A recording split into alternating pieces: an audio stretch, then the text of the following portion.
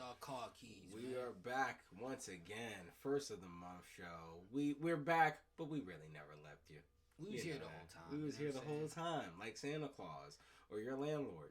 Like, we're good. Like, even when we leave the country, we still give you content. Exactly. You know what I'm saying? You know how many times I didn't want to walk around with a camera, but I thought about it and I'm like, the fans gonna miss us. Exactly. The people gonna miss us. The people gonna miss us. It's Always. gonna be a long recovery. You know what I'm saying, when we land. But we back. We about to have more episodes drop. We back to our normal schedule. Back to the normal schedule. 1st and the 15th. So if you love us and you wanted more of us and you were just thinking, man, I love these guys, but they're not consistent enough. I need more of them.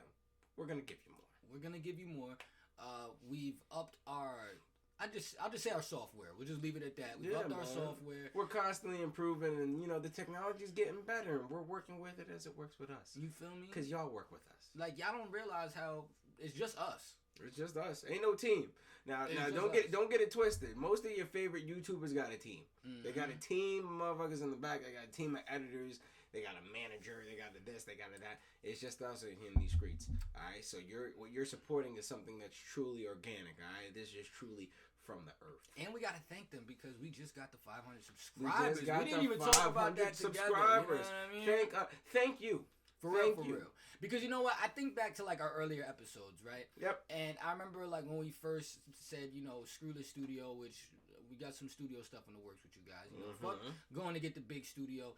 In the words of your pops, 2 turntables and a mic. Let's just start from the basement, get this out the mud. You know what I'm saying? It took about $6 million to build this news broadcast system in my basement. But, I remember us sitting here and going, we're at 50 subscribers, help get us to 100. Do you remember how hard it was to scrap to 100 followers? Just to get there. It was hard just to get there. And y'all believe in us. Y'all believe in the content. Y'all believe in the brand. Y'all believe in us as individuals. And we appreciate that because you could subscribe to anybody else. And you probably are subscribed to a bunch of other people that have better content. But you love our content. And that's what matters to us, that you love our content. And you're here rocking with us because, trust me, the more that we keep doing this, the better we going to get, and the better we get at it, and the more that we do, the better everything gets. So, thank you from the bottom of our hearts. Thank you from the bottom of our hearts, and just in honor of our DR trip, we sipping them delicious Presidente. A delicious Presidente. Sponsored, not sponsored. Hashtag sponsored, not sponsored. You know what I'm saying? Ever since we got back from DR, I've had cravings that like I just can't fulfill. You know what I'm saying? Like, so we decided to take a guys trip. Yeah, of course. Me, MJ, M God, which I'm so one thing. Side note, I'm so happy that the fans are starting to get to see MJ. Yes. Like we got friends. Yeah.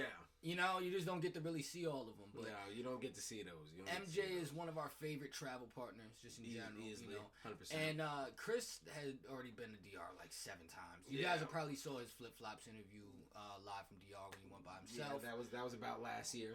Last year. I'm very used to that area, and I got plenty of people that I know and care and respect. He's the man out there. So, I'm not gonna lie, he's the man out there. Yeah, when I go out there, they know and I know. So, So we planned this guy's trip. Yep. I was mad nervous to go. He was. I'd never left the country. He had never been to the country. He didn't know what to expect. Everyone has this different idea of when they leave America, they're leaving safety and they're going somewhere else. Now, I'm going to be perfectly honest with you. There's plenty of places in the Bronx I don't feel safe. Yes. So when motherfuckers have this idea in their brain that they're leaving the safe part and going to the non-safe part, I'm like, you haven't been on Burnside. Yeah, so. I actually went to the Bronx to get some clothes last minute for the trip. And when I got back, my family just happened to be having a dinner, and they kept telling me, when you go to DR, be careful, be careful. I'm like, nobody told me be careful when I went to go get these Jordans. You know what I'm saying? Like, It was way more dangerous getting prepared for the trip. But I went down there, Chris had to talk me through a crazy anxiety attack the night before. Because not only did I already have anxiety about leaving the country because it was my first time, I came down with a crazy cold, like 2 days before. So I'm trying to beat the cold, can't beat it. So once I got down there, I cleared up a lot, but I still had, my nose stuffy, and I was all over the place. He was still kind of out of it. He wasn't quite comfortable. I could tell he wasn't quite comfortable. He was worried about the Airbnb and how that was going to work out and how everything was going to look. He was worried about where we were going. Yeah, because we couldn't get the address, remember? We couldn't. Well, I knew where it was, but I couldn't explain it very well because, to be perfectly honest, it was in a very weird area. It was in a very weird spot. So, and we couldn't really explain it to them because, well, it's right next to a bunch of stuff on a very narrow road. Yeah. So, ultimately we explained that it was pretty much by flip-flops, the bar where I had the interview. And it was pretty much it was right there. Right there. So, we ended up getting over there eventually. Which was cool. Like, once I got there, it was cool. Yeah. But when the night before you can't find your Airbnb on Google Maps, makes you a little nervous. You know what I'm saying? Yeah. And that's when Chris explained to me, like, well, this is a real third world country. Like, as nice as DR is, or maybe they're second world, I don't know. But developing nation is the correct, the apt term. But one of the most beautiful developing nations. But to be perfectly honest, even though it is developing, and it is developing, if you go to DR, all you see is new construction. I see contractors. We met a contractor out there who, if you see this, shout out to you because you're the homie. I'm definitely gonna keep in contact because your boy ain't gonna be retiring here. I'm gonna just let you know that. All right, y'all guys, y'all can try to make this work. I've seen that it doesn't work. I know that this doesn't work. So good luck to y'all. So that had added to my anxiety. But when we finally get there, I'm still coming over this cold. So this goes back to the cravings of I go across the street from where we're staying, a little bodega there. Yep. And this was like the first part of my excitement. Like it was like when I was real young and I went out to Miami for the first time and like I was geeking out over palm trees because I'm a nigga that never had went further than North Carolina. So like, I was just geeking out over like, oh, they have different snacks than us. You know what I'm saying? Like even the Coca-Cola is different and like the Fanta is different. But they had this crazy drink that I was getting every day. It was like $1 and it was a pineapple pina colada juice. And it was such a fresh juice. Even though it was $1 juice out the store, it was juice. It wasn't drink, it was juice. And I tell you, it cleared me up. And every morning, I'd be wishing I could go to the store and get, like, I'm actually kind of happy they're not here because I'm sure the sugar content is high in there. Yep. I would be drinking like 3 a day because I was drinking 3 a day. They were that good. So I wake up, I can't go get that. We were smoking Cuban cigars out there. I can't wake up and go get a Cuban. Yeah, can't get that coffee. Can't get that fresh Cuban coffee, you know what I'm saying? But close enough, even though it's brewed in U.S., closer we can get is Presidentes and Washington Heights, man. So, listen, dog. It is what it is. I enjoyed it. It was fun. Did you have fun on the trip, man? I know you did. But I always have fun. The funnest part for me was just letting y'all kind of get more into your own, get your experience, get your bearings now, because MJ's first time was kind of hectic. It was kind of crazy. Things didn't work out exactly how I wanted it to. The hotel that we stayed at, it forgot MJ's room, or it mismanaged MJ's room. MJ kind of had to stay at the hotel next door, and it was cool. It was a nice hotel. It wasn't quite as nice as the hotel that we were staying at, and there were certain things that just didn't match up well for how I wanted MJ's experience to be. So in terms of this, I feel like I had a lot more control and because the whole time, this man was freaking out. What if the Airbnb's like that? I'm like, bro, trust me, it's nice. Trust me, it's gonna be nice. It's gonna be nice. Yo, and you know what you were saying to you, like, once we get there, you like, I'm not stressing where we gotta stay. I didn't understand what that meant till I got there. Yeah, I was like, yo, I'll sleep on the street out here. Yeah, no, I give a fuck. I'm not doing that. But I'm like, there's no reason to stress where we gotta stay. Somebody will take me. Because I know enough people and I can contact enough people where then it's not going to be a problem. Yeah. And that's what I'm saying. Like when we went to Casa Valeria and I'm hugging on homegirl. Well, that's the thing. And that's my whole point. Being with you is like being in Belly when DMX goes with the Jamaican dude. Like we just going to meet people. I feel like I was in a Grand Theft Auto game. Like everybody he knew. Like and he's figuring out about my double life. Yes, yes. Because he tells me, but and I'm just like, everybody knows owns like a salon or like a bar. Like everybody goes like, this is so and so and their business. I'm like, yo, bro, what do you be doing out here, son? Like, you feel me? Yeah, man. But I'll be out here. I have fun. Yo, one of the like if you haven't seen it yet, go check out the vlogs. Please do. Which I'll get to in a second. Yeah, check it out. But one of my the things I enjoyed most were the things that I couldn't predict I was going to enjoy like that. Like I got a newfound love for ATVs, man. And I'm always talking shit about people that are riding bikes and ATVs, but I'm not gonna lie, when you're in a place like DR, it's a lot different. Like, everybody has a bike. You know what I'm saying? Like, it's one of the main modes of transportation. It's the easiest mode of transportation. Easy to park, easy to leave. You know what I'm saying? You don't really have to worry about it much. You know, the rain isn't such a huge factor. I mean, if you really had to, you could ride in the rain. Yeah. You know what I'm saying? You know, I actually rode on the night where it rained. Exactly, you know, so you might be soaked a little bit. You might be a little wet, but you're going to be all right. You're going to survive. That was my favorite part of the trip. Like, I didn't realize how freeing it is when you could just ride an ATV. Like, there were times where, like, I would just leave the house to, like, go get, like, something from the store. Yep. And I would just go on these long, just off the beaten path rides on the ATV, and I just felt like a kid again, man. Like, that was a different experience. Yeah, that's the part of travel that a lot of people don't. It's traveling to certain areas and certain spots and doing certain things. You know, that's part of the reason why, you know, I want to kind of, you know, like I said, I want to get him on a cruise, man. But you know, he's not going.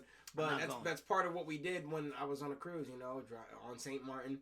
You know, beaches everywhere, on, beautiful weather. Shit. You know, me and my boys, we got some scooters and we was on the island. And we was just riding out. It was just as enjoyable. Like, he would enjoy it the exact same way, but he don't know. That's my thing. Well, you don't know what you don't know. That's true. Yeah. But here's the thing, right? Like, the thing with the cruise is, like, I don't know it and there's no escape. Right.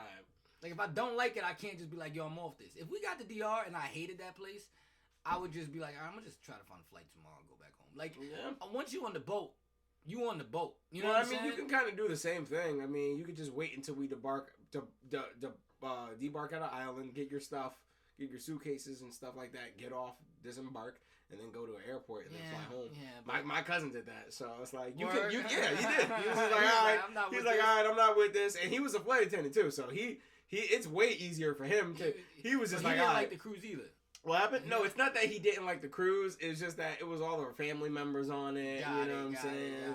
You know what I'm saying? And he was like, "Nah, I thought I'd be feeling this, but I'm not." And that's what I'm saying. If you have that idea, you can easily plan for that idea. This is my thing. Y'all go get the cruise. Yeah. Tell me the places you're gonna be landing, and I'll just keep meeting you there via plane. You know what I'm saying? I'm good. But yo, man, just speaking of the content though, it's like. Here's the thing, yo. Outside of our like supportive like groups of like supporters or whatever, or friends, family, supporters. Yeah. Yo, I've been getting killed online. Really? And like you don't be reading the comments like No, because fuck them. But here's the thing. Y'all don't never talk shit about this nigga. No. Y'all always just talk shit about me. Oh, wow. Why I always gotta get shit talked about, son? Wow. Yo, bro. People talk enough shit to me in my real life. My nigga. They cutting your ass. They are killing me. Like, really? This motherfucker. All right, there's a few things I want to address. Yeah, please address them. First off, my teeth ain't that bad. Alright? Let's get that out the way. My teeth is not that bad, my nigga. I do know people with worse teeth. Bro, granted, right? When we went to DR, like, I was due for a cleaning. Yeah. Right? Like, it was that 3 month. But, dog, like, here's the thing, right? I know a lot of y'all niggas was born in 2005. And everything you've seen from here has been manufactured Hollywood shit, right? Yeah. Where everybody has a set of fake fucking teeth. No, I'm gonna address this. I'm gonna address this. That's a fact. Go watch any movie before 1970. Right? Before 1980. Everybody got fucked up teeth. You want to know why? Not because teeth hygienes were not as good back then, but because, nigga, everybody didn't have fake fucking teeth. And on top of that, a lot of y'all niggas with y'all fake teeth, y'all mouth look weird. Like, where you get, like, when you get the fake teeth, you gotta get the fake teeth, my guy. You know what I'm saying? Fuck y'all niggas and suck my dick, alright? You know what I'm saying? Like, yo, bro, I can't help the fact that your algorithm is full of fake motherfuckers. We are real motherfuckers. We gonna get real shit. We on here without outlines right now. Yeah. You know what I'm saying? Yeah. Y'all niggas can kiss my ass. And here's the thing. I could tell y'all niggas really ain't never been outside like that. Because if you was really outside, I'm gonna keep it all the way real. Mm-hmm. I know a lot of real niggas. Yeah. I know a lot of trap niggas. All types of niggas that's been outside. Why? Because I've been outside my whole life. Yeah. I've never met another nigga that's been outside his whole life that just had great teeth. Yeah. You want to know why? Because you the fuck outside, my nigga. You know what I'm saying? Ain't nobody taking you to the dentist. You going long days in the trap. First off, I'm going to keep it real. When you really living that trap life, you surprised when you see a nigga brushing their teeth. You like, oh, this nigga still care. You know what I'm saying? Like, yo, bro, so suck my dick. You know what I'm saying? You run into a real nigga, he gonna have a chip 2 for 2. You know what I'm saying? That's a fact. And, nigga, y'all should have checked in me in 2017. I ain't even have these. These was knocked all the way the fuck out. So, I'm trying. But that, right? Another thing. And I pieced it up with homie in the comments. Nah, because I'm ready to go, Chris. I'm ready to let these niggas have it. Yes. Like, you know what I'm saying? First off, and then on home before we even get to him. Y'all niggas, I'm going to keep it real. Say what you want. Because y'all niggas really can't hang with me because, like I said, I've been outside, which means I had to snap in real life. Where you don't have 30 minutes to sit there and think about a comment. You got to be on the go. And I be getting this nigga back. Nigga talking about, yo, fix your teeth first. You know what I said back to him? I said, yo, you know what? You right. I've been eating your mother's bush too often and she has them fucked up. You know what I'm saying? Like, yo, so watch your mouth when you come at me because I'm going to let you have it. I'm not one of them niggas. You know what I'm saying? On top of that, right? He said, all these niggas, you know what I mean? Like, yeah, your mom, you know what I mean? Yeah, like, even when I had my chipped teeth, and they like, yo, what's up with your teeth? I said, I told your mom to stop cooking the steak so long. You know what I'm saying? Like, yo, you know what I mean? The bitch makes cement biscuits. What do you want me to do? You know what I'm saying? So, here's another thing, right? I'm sorry. Listen, man. No, because they don't flame you up. They be flaming me up. Yeah, like, trust me, I can't wait for the day they flame me. I'm going to come to you with the comment. Like, listen, you know what I mean? If they flaming me, listen, just know. I'm gonna find you. A nigga know how to find our peas, man. I know exactly, man. I know how to do all that. All right, don't let the locks and the muscles fool you, nigga. I was a nerd before this. All right, straight up. All right, nigga. I will Jason Bourne you niggas. You think hooks this podcast up? Me, nigga? Nah, nigga. I just buy shit. I'll be like, yo, Chris, what you nigga, I know how to go to your crib and shut down your electricity, nigga. The fucking you niggas got me fucked up out here. Nigga, I knew how to stream. Like, nigga, I will shut your whole shit down. Nigga, be out your side your house.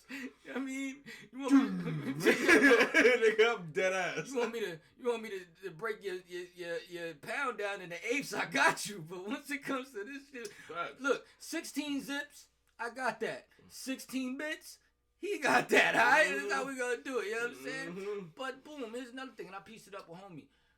When I posted a video, right, where we on the beach. Remember we got the fucking pina colada, henny colada and the pineapple. Yeah. And we had the nigga feeding us fresh fucking shrimp balls. Shrimp, yeah. No Diddy, you know what I'm saying? Yeah. We was chilling, and I'm doing the vlog, and I'm breaking it down. I'm like, yo, listen, for this fresh fucking pineapple, filled to the top with henny colada, it was $18 American. And if you remember, I took a sip, went back and said, hey, I really don't taste the alcohol like that. She poured like 2 more shots of Henny in there. I was explaining to motherfuckers that is a killing. And these niggas started hitting me with the, how is that cheap? Hold on, brother. It is not cheap when you make it in the hood. It's not cheap when you may be in your little small fucking town. Yep. But if you ever been a real nigga in life and been places like Ocean fucking Drive or any strip in America, that's just getting the shot of Henny might be $18. How about this? Yeah, how about this? How about a little bit experiment? Because you niggas clearly don't get out that much, right? And you clearly the establishments that you go to probably aren't that nice. Get them, Chris. Let me break something down for you. Get them, nigga. You go to a spot anywhere in Midtown, you get 2 shots of Hennessy or any cognac that you prefer. Tell me what the price of that is, bitch. Tell me what the price of that is, and then tell me that. Oh man, I'm not talking about your little podunk town. I'm not talking about your shit in Rochester. I'm not talking about nowhere out there. Now, we international. These niggas is in Springfield, wherever. That's every state got a Springfield. We're not talking about that. Niggas we're not talking Dakota, about. Nigga. We're not talking about your little town. We're not even talking about. Listen, I'm not even talking about going to White Plains. I'm not even talking about that, because to me, that's not even nice. We're not even talking about I'm not even talking about that. I'm talking about actually going to a nice spot where you could actually bring a chick and she'll actually respect you for bringing her there. Let alone on a beachfront, my nigga. On a beachfront. I'm sorry, real estate in Miami, in New York, on a beachfront? Yeah, good luck with that. Dog. Good luck with that. Paying $60 for the pizza. Good luck with it. First off, you go to Jones right now, ain't nobody walking up on that beach and offering you shit. Oh, I didn't even get to the shrimp. They was you get on the drink. I'm just talking about the fact that ain't no one offering you shit. You go to Jones, but you can go to any beach right now in New York. Ain't no one walking on that beach and offering you a goddamn thing. It's bring your own beer. Only thing they gonna offer you is fentanyl. It's bring your own shit. That's the only thing. You gotta set up your own hookah and set up your own shit. You gotta set up your own shit. You go over there, they'll set all that shit up here. And then you go to a spot in the city, they charge you for the hookah refill. I could pay a motherfucker to set all that up at that beach. Easy. And I would pay them handsomely. Nigga adjusted my umbrella for the sun. Come on, dog. Bro. Then I'm like, yo, so whatever, I bring that point up. They're like, bro, but if you go to Southeast Asia, shut the fuck up already. It's not about where I'm going. It's all about in relation to America.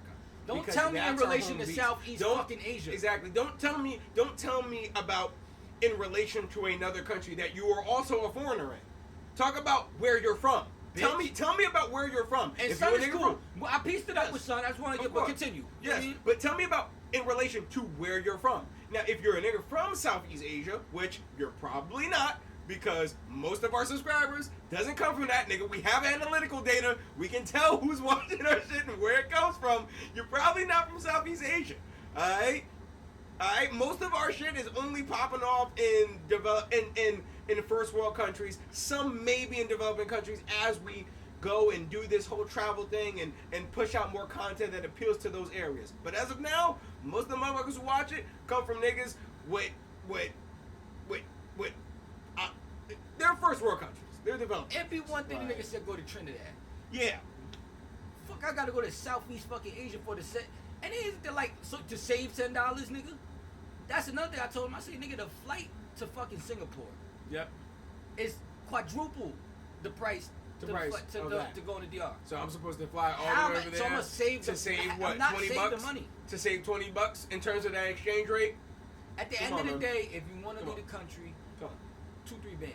And by the way, it's a different culture over there. It's a different culture. It's not the same as DR. It's not the same. I like the very open party vibe of DR. I like the friendliness. I like the fact that there's always something going on. It may not necessarily be that way in Southeast Asia. It's not the same. These aren't the same cultures. And right? it's also what you're familiar with in a sense, because at the end of the day I do like seeing unfamiliar things, but I also like familiar things because you progress faster. It's like I had a conversation with our brother Steve, right? Mm-hmm. Steve is a Mexican Ecuadorian, right? He's Mexican Ecuadorian, American obviously, but you know what I mean. He's Mexican and Ecuadorian. Yes. We were having a talk. I had just came back from Cali, right? Mm-hmm. And I was just saying how like the Mexican culture is different over there. You know what I'm saying? Mm-hmm. Because you're in a place that was essentially Mexico before that. Yes. Or what? Not essentially. It was Mexico. Yep. But as I'm talking to him about being able to relate and where I felt out of place, I'm speaking to him as if he would have just been there and been good. And he said, no, bro. Because I'm saying to him, yo, we don't really, in New York, we don't have like Mexican culture like that. Yeah. There's pockets. I was just in Mott Haven today. They got a big Mexican area. Mm-hmm. But I'm like, we're Dominican, Puerto Rican. You know what I'm saying? Dominican, so I'm explaining it to him as if he Caribbean. went out there. We're Caribbean. We're it's Caribbean. A much more Caribbean-based culture in New York. So, and that's especially in terms of Jamaican, that's true from New York all the way up to Canada. All over. So I'm speaking to him as if he would have went out there and just been able to acclimate. And he said, yo, bro, I'm more New York Dominican than I am California Mexican. Yes. And I laugh, but it's true. So it's also like, okay, he's from Mexico, it's a little different. Yeah. But a nigga that is Mexican in New York might adapt to DR faster than Mexico because where they're at, there's a lot more Dominicans. Of that. There's a lot more of that. There's a lot more it's about what you're exposed to and what you're similar to. Mm-hmm. So and when you're exposed to something and you're raised in something, that's what makes you familiar with that. And it allows you to adjust quicker to that. That's part of the reason why I was able to adjust so much to DR is because spending my life in New York, you're surrounded by Dominicans, Puerto Ricans. It's the same thing. This nigga got the L burps. It's all good. It's all good. I love yo. It's a signature now. You know what I'm saying? Facts. The Presidentes don't help. God. But they heard you though. They heard you loud and clear. Man, you don't even gotta speak. You just feel his energy.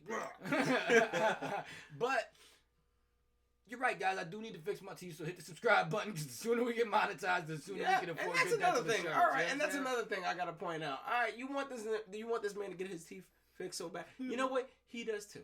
He does too. That's why you need to subscribe. You need to subscribe, and you need to support us when we need you to support us. I ain't sleep in 3 weeks, nigga. Exactly. My tooth hurting. Exactly. His teeth is hurting. So if his teeth is hurting, I find it crazy, and it's crazy. We'll give out the criticism. Yo, get your teeth. All right, nigga. Subscribe.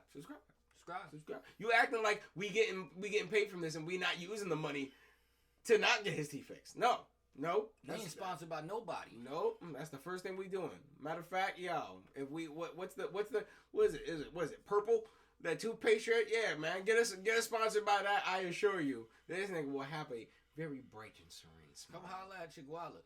Yeah. So ever since that, right? So that nigga like, and that's also kind of weird, especially if you're a guy commenting that. Bro, this what they get. Why are you so obsessed with another man's smile? This shit is crazy. It's kind of weird. You know what I mean? You listen, you pay the price for being on camera. Yeah. So then. Whatever the case, so another nigga said that our travel channel is yo, bro, these niggas is killing us. Yeah.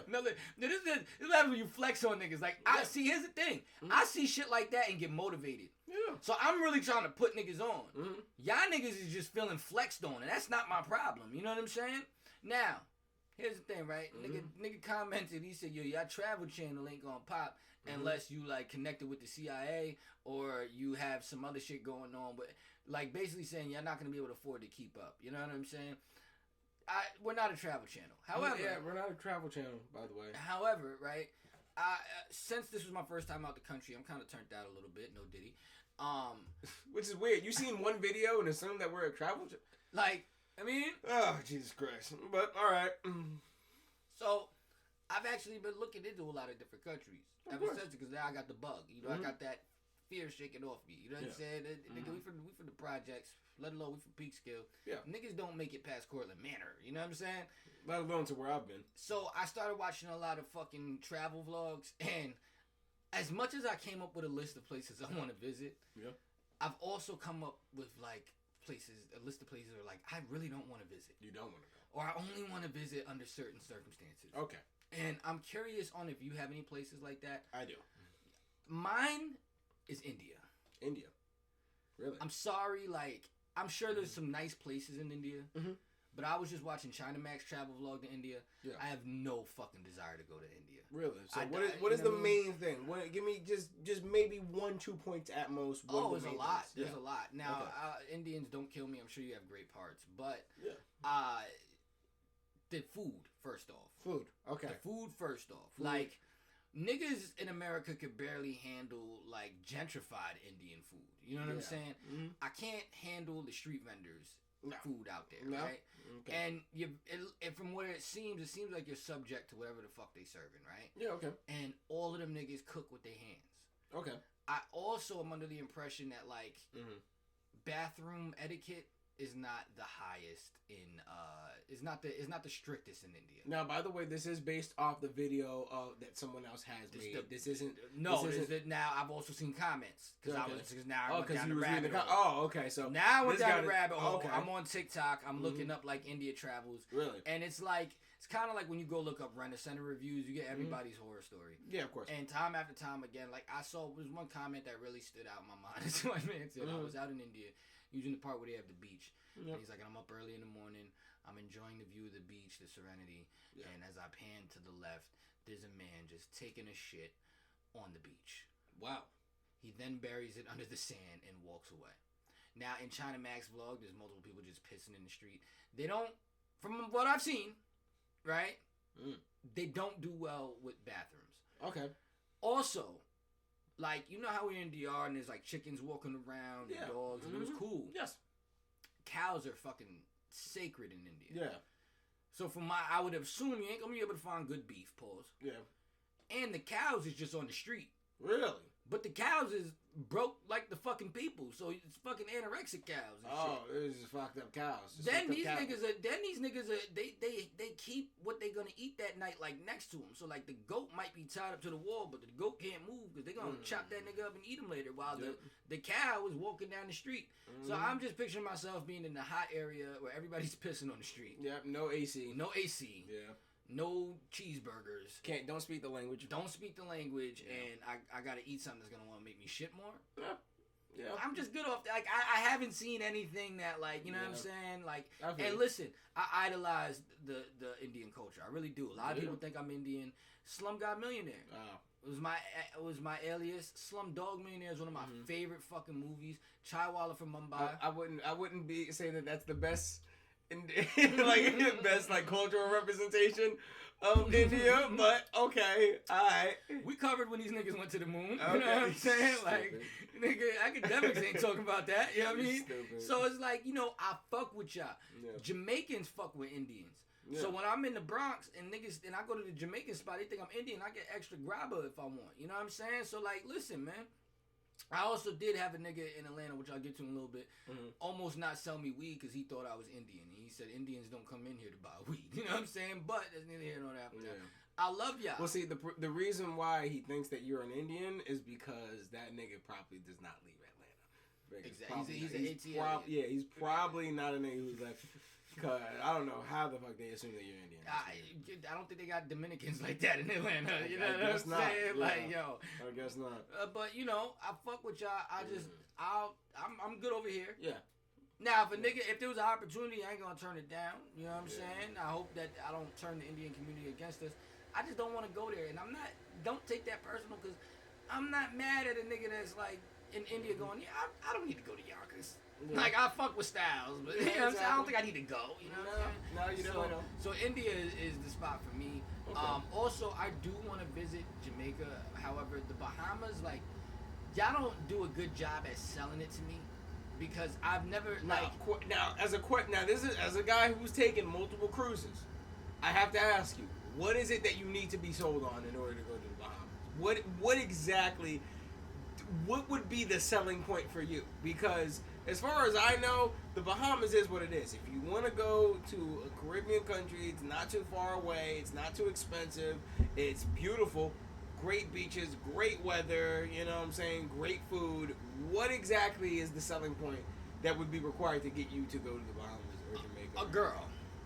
I would have to be going with my wifey or something. Why? Right? Yeah, why? Because women tend to look like they enjoy Jamaica, right? You want to go get your ass massaged on the mud thing, go, I don't give a fuck. Here's the thing, right? Yeah. Jamaica, nice environment.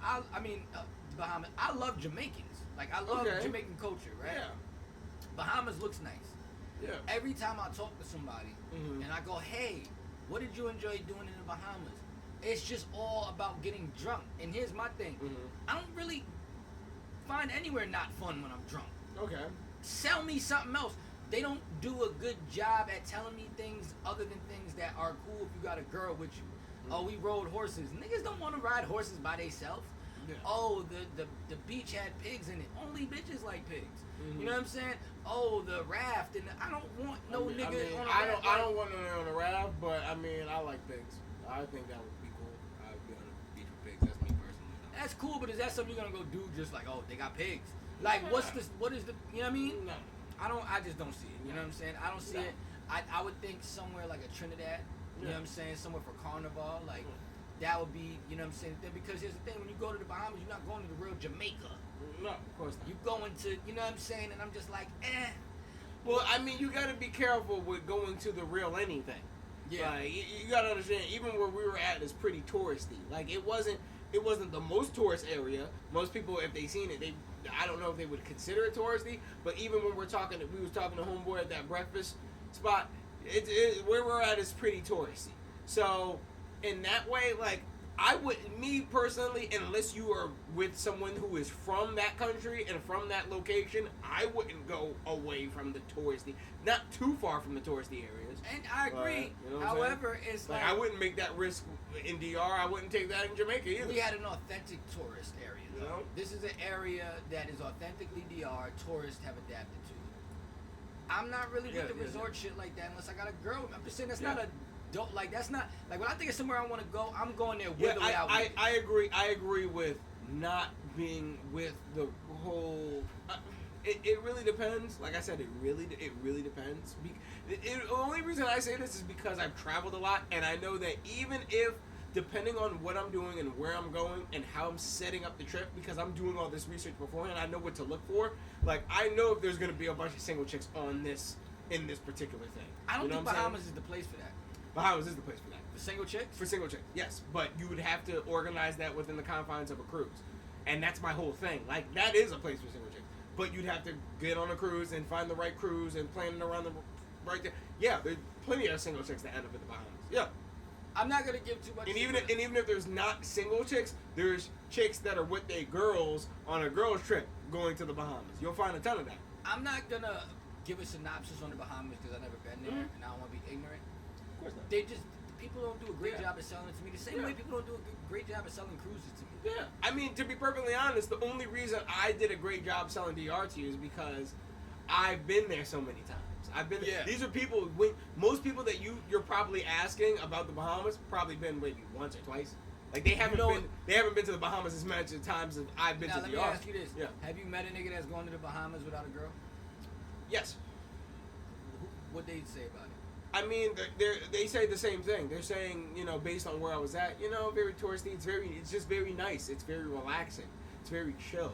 If you're looking for excitement, they say this. If you're looking for excitement, that's not really the place to go. If you're looking to relax and chill, have a great time, party if you want to party a lot, yeah, feel free. There's plenty of people ready to party, single men, single women. Like I said, but they're like, if you're looking for things to do, no, that's not it. Which is why on most cases when you see those cruises to the Bahamas, like if you're not setting it up, yeah, you're gonna see a lot of old couples because that's a place where you go to relaxation. That's what I'm saying. I wouldn't go to Bahamas for that. The same thing I go to DR for, I wouldn't go to the Bahamas for. I'm on a completely different wave if I'm going for that. There's places that I go because I want to explore and go around and see shit, and there's places that I'm going to travel, like just to chill out. If I'm going to Japan, I'm not going to Japan to relax. I'm going to Japan because I want to walk around and take the train and I want to see stuff and I want to explore. You know what I'm saying? I also don't think Bahamas is probably the best place to relax. If I want to relax, I'll probably go to Costa Rica. No. How many people you know who are going to Costa Rica? I don't hear, and look, I could be wrong. Yeah, man. But when I think of Jamaicans, I don't think of relax. I don't know why. I think of loud. Why? You know I don't know, bro. Yeah. Man, you can't listen. You can't compare what you deal with in the Bronx to what's going on over there. All right? You can't. You can't. I gotta you go can't see do that. free range That's what I'm saying. Well, that's the thing. Well, when you go over to these areas, it's like the people are a lot more. They're focused on, because tourism is so big, right? The service is a lot better. The service is a lot more, it's a lot more palpable. If you grow up in New York thinking like, damn, man, all these Jamaicans is terrible. It's terrible service. That's not how it is when you go over there. It's not how it is. So they don't say only eye what you see when you go to the Bahamas? I mean, they might, but they're not going to be an asshole about it. My homegirl told me one fire story about the Bahamas, but she left the resort. Yeah, exactly. She said she went to the KFC, right? Mm-hmm. And they in line smoking weed. They in the drive-thru. Yeah. And they asked, yo, what's taking so long with the food? They said they're having trouble catching the last chicken. That's fire. That's fire. And you know what I would say? I'll take your time. Yeah, take your time. Take your time. Take your fucking time. Take your time. I want him dead. I want him dead. I want that chicken dead. I want that chicken dead as shit. All right? I want him deader than dead. I want him below. I want him beneath the KFC. All right? Yeah, man. So I want to see his soul leaving his body as I'm taking a bite of that chicken. I want to bite the nigga while he's Yeah, man. Which I gotta say, being a chicken growing up in Jamaica has to be terrifying. Like, your murder rate is probably crazy. Yeah, like, yo. That jerk chicken be hit. They're like, not only are they gonna kill you, they're gonna smoke you and season you.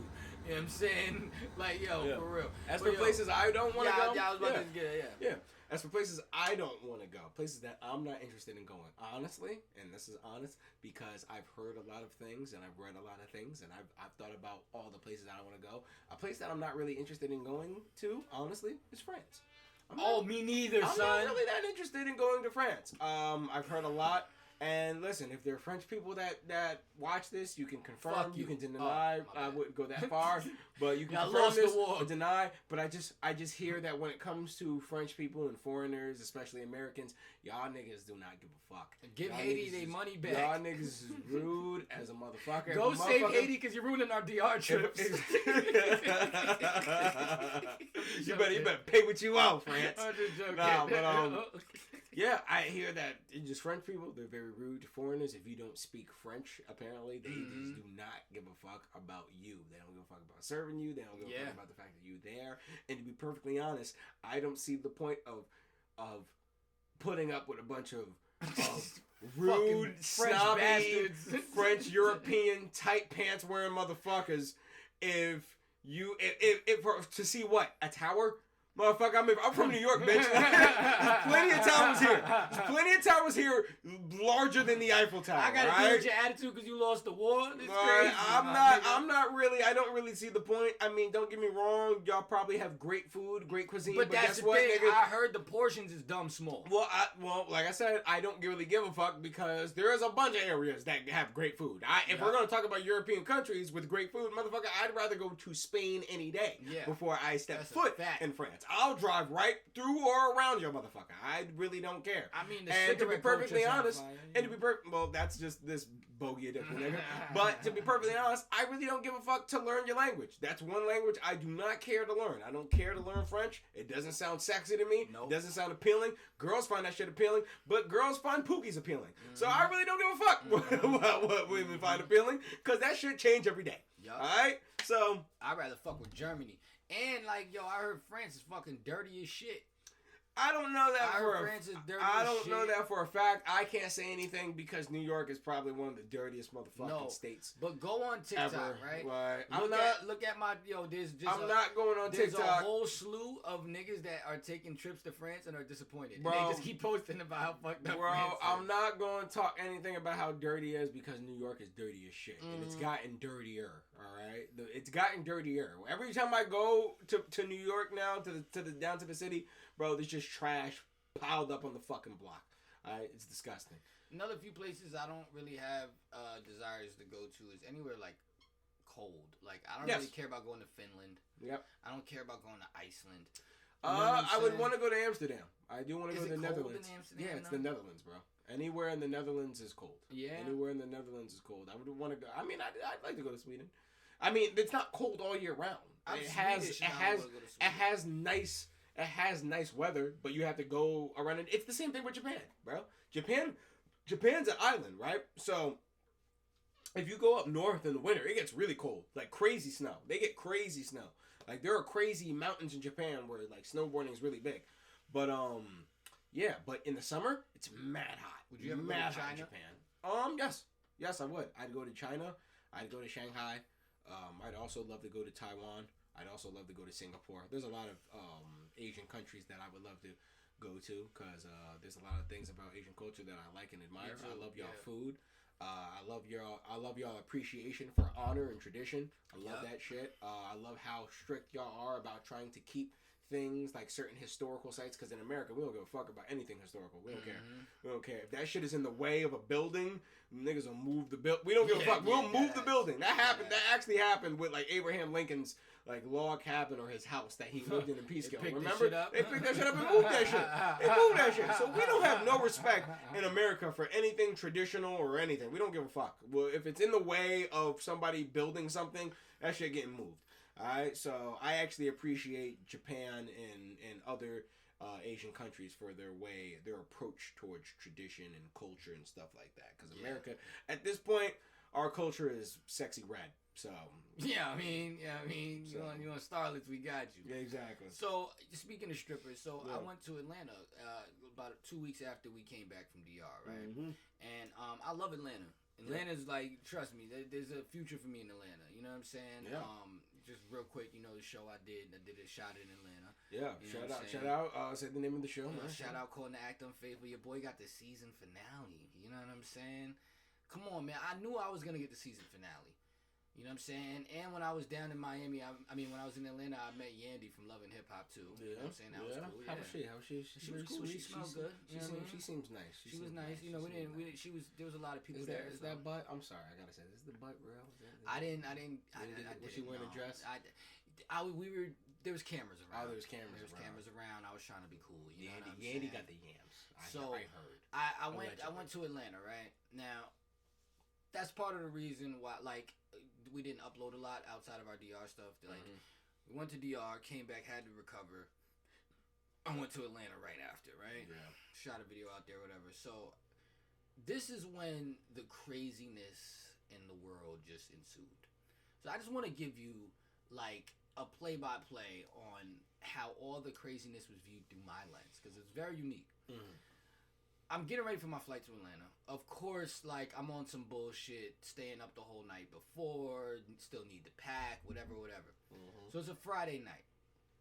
I don't really have too much in order, let's say, for the Atlanta flight. So I'm running around. I'm not sitting around on my phone bullshit. Like, Yeah. you know what I mean? So I had a late night flight, which I gotta say, you know what I'm saying?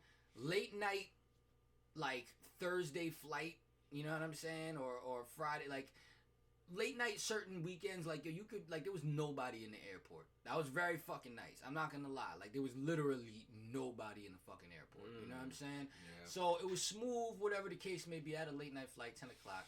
I landed, you know, Atlanta fucking airport is big for no fucking reason. It's Really? complicated for no fucking reason. Like, yes, we, like, the people inside it, the service is nicer. Like, everybody in there is like, you know, like, you could tell, like, they all love Beyonce. You know what I'm saying? Like, they've got that kind of, like, niceness to them. Yeah. You know, I've gotten on the flight to Atlanta. I've gone to Atlanta airport where, like, my bag was 10 pounds overweight. They didn't charge me. You know what I'm saying?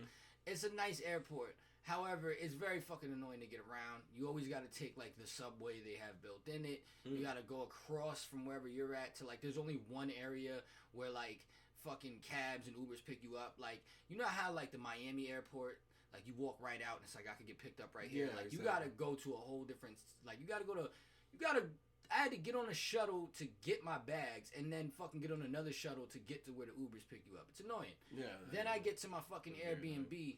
Technology is just like, they're doing too much. So my Airbnb host, you know what I'm saying? Nice Airbnb. Okay. But now, so that she doesn't have to fucking, so people don't have to be checking in on their Airbnbs all the time. Yeah. The key system to a lot of these shits is digital now. Yes. You have to download an app on your phone. Oh, And that's annoying. open your door with your fucking phone unless you can get the codes memorized for the door, which is fucking annoying. Don't nobody want to do all that. And I'm slow. So by the time, like, I land at, like, 12. By the time, like, I get my shit together, whatever the case may be, and get in the Airbnb, it's like 1 something in the morning. Yep. The clubs close at 3 a.m. in Atlanta, right? Okay. Now, here's the thing. There's not too much open at that time to eat at Atlanta. That's one good thing about New York. You could always find you some good food. Yes, everywhere has diners, but I don't really want to go to a diner. Nope. I'm not doing a Waffle House. I'm not doing No. McDonald's. I'm in fucking Atlanta. No. So, of course, what do? Strip club. Strip club, Magic club. City. Strip I'm club. going to get the Lou Will lemon peppers, my nigga. Strip club. You feel me? The minute I put my bags down, I put my wallabies on, and I'm out, man. Friday night. $60 to get the fucking. So what? I go in, I fucking love Magic City, right? Yeah. Magic City, like, when I'm in Atlanta, I do 2 strip clubs a night. I go to Magic City first, Magic right? City first. I Now, see what the...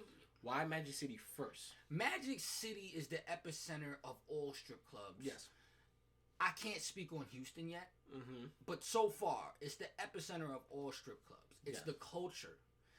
Everything in Magic City is just Atlanta. And when you're at the center of Atlanta, you're at the center of a lot of fucking things. You know what I'm saying? I imagine it's what it may have been like to be back in the 80s in New York City when hip-hop was first busting and going to, like, the Latin quarters or going or in the 2000s. Or like the Palladium or the Palladium going into the tunnel. Like, it's like that.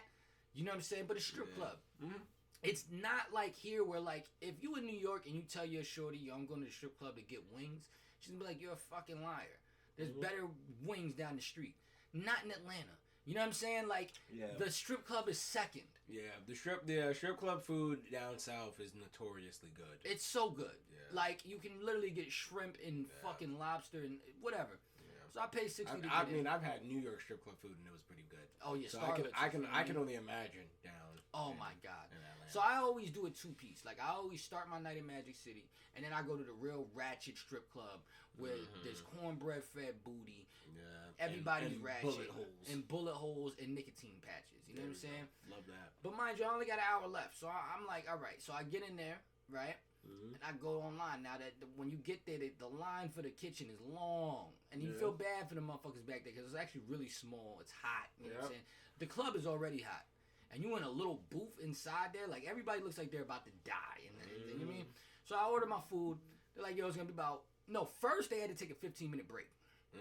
I respect it, right? Yep. Then when they come back, I put in my order for the Louisville lemon peppers with the fried rice. They're like, "Yo, it's gonna be like 45 minutes." Okay. What do? I go get some ones. You know what I'm saying? Exactly. I got 45 minutes to kill. Exactly. So I'm in there. They call to the stage the new, what I think is the next best thing in stripper entertainment. They're called the Trap Stars. I gotta find them on Instagram. These girls do other things. So the poles in Magic City don't just go up. They go across the ceiling. It's like when you go get a massage at a good Asian spot and they got the railings on the ceiling. Yeah, exactly. They put those to use. Now the Trap Stars, they're like they're a duo. These are the most gymnastic strippers you've ever seen, right? Wow. First off, they're butt booty naked, pussy out. And they're doing things like fucking holding on the pole, doing formations, standing on each other's heads. They're on the fucking ceiling, popping pussy, you know what I'm saying? Like hanging onto the ceiling, throwing it back, doing all this crazy shit, right? So I'm enjoying. I got my Red Bull, I got my smokes, you know what I'm saying? And I got my ones. I'm ready to get rubbed on and loved on, but I'm infatuated by the Trap Stars, right? Yep. Out of nowhere, the record drops.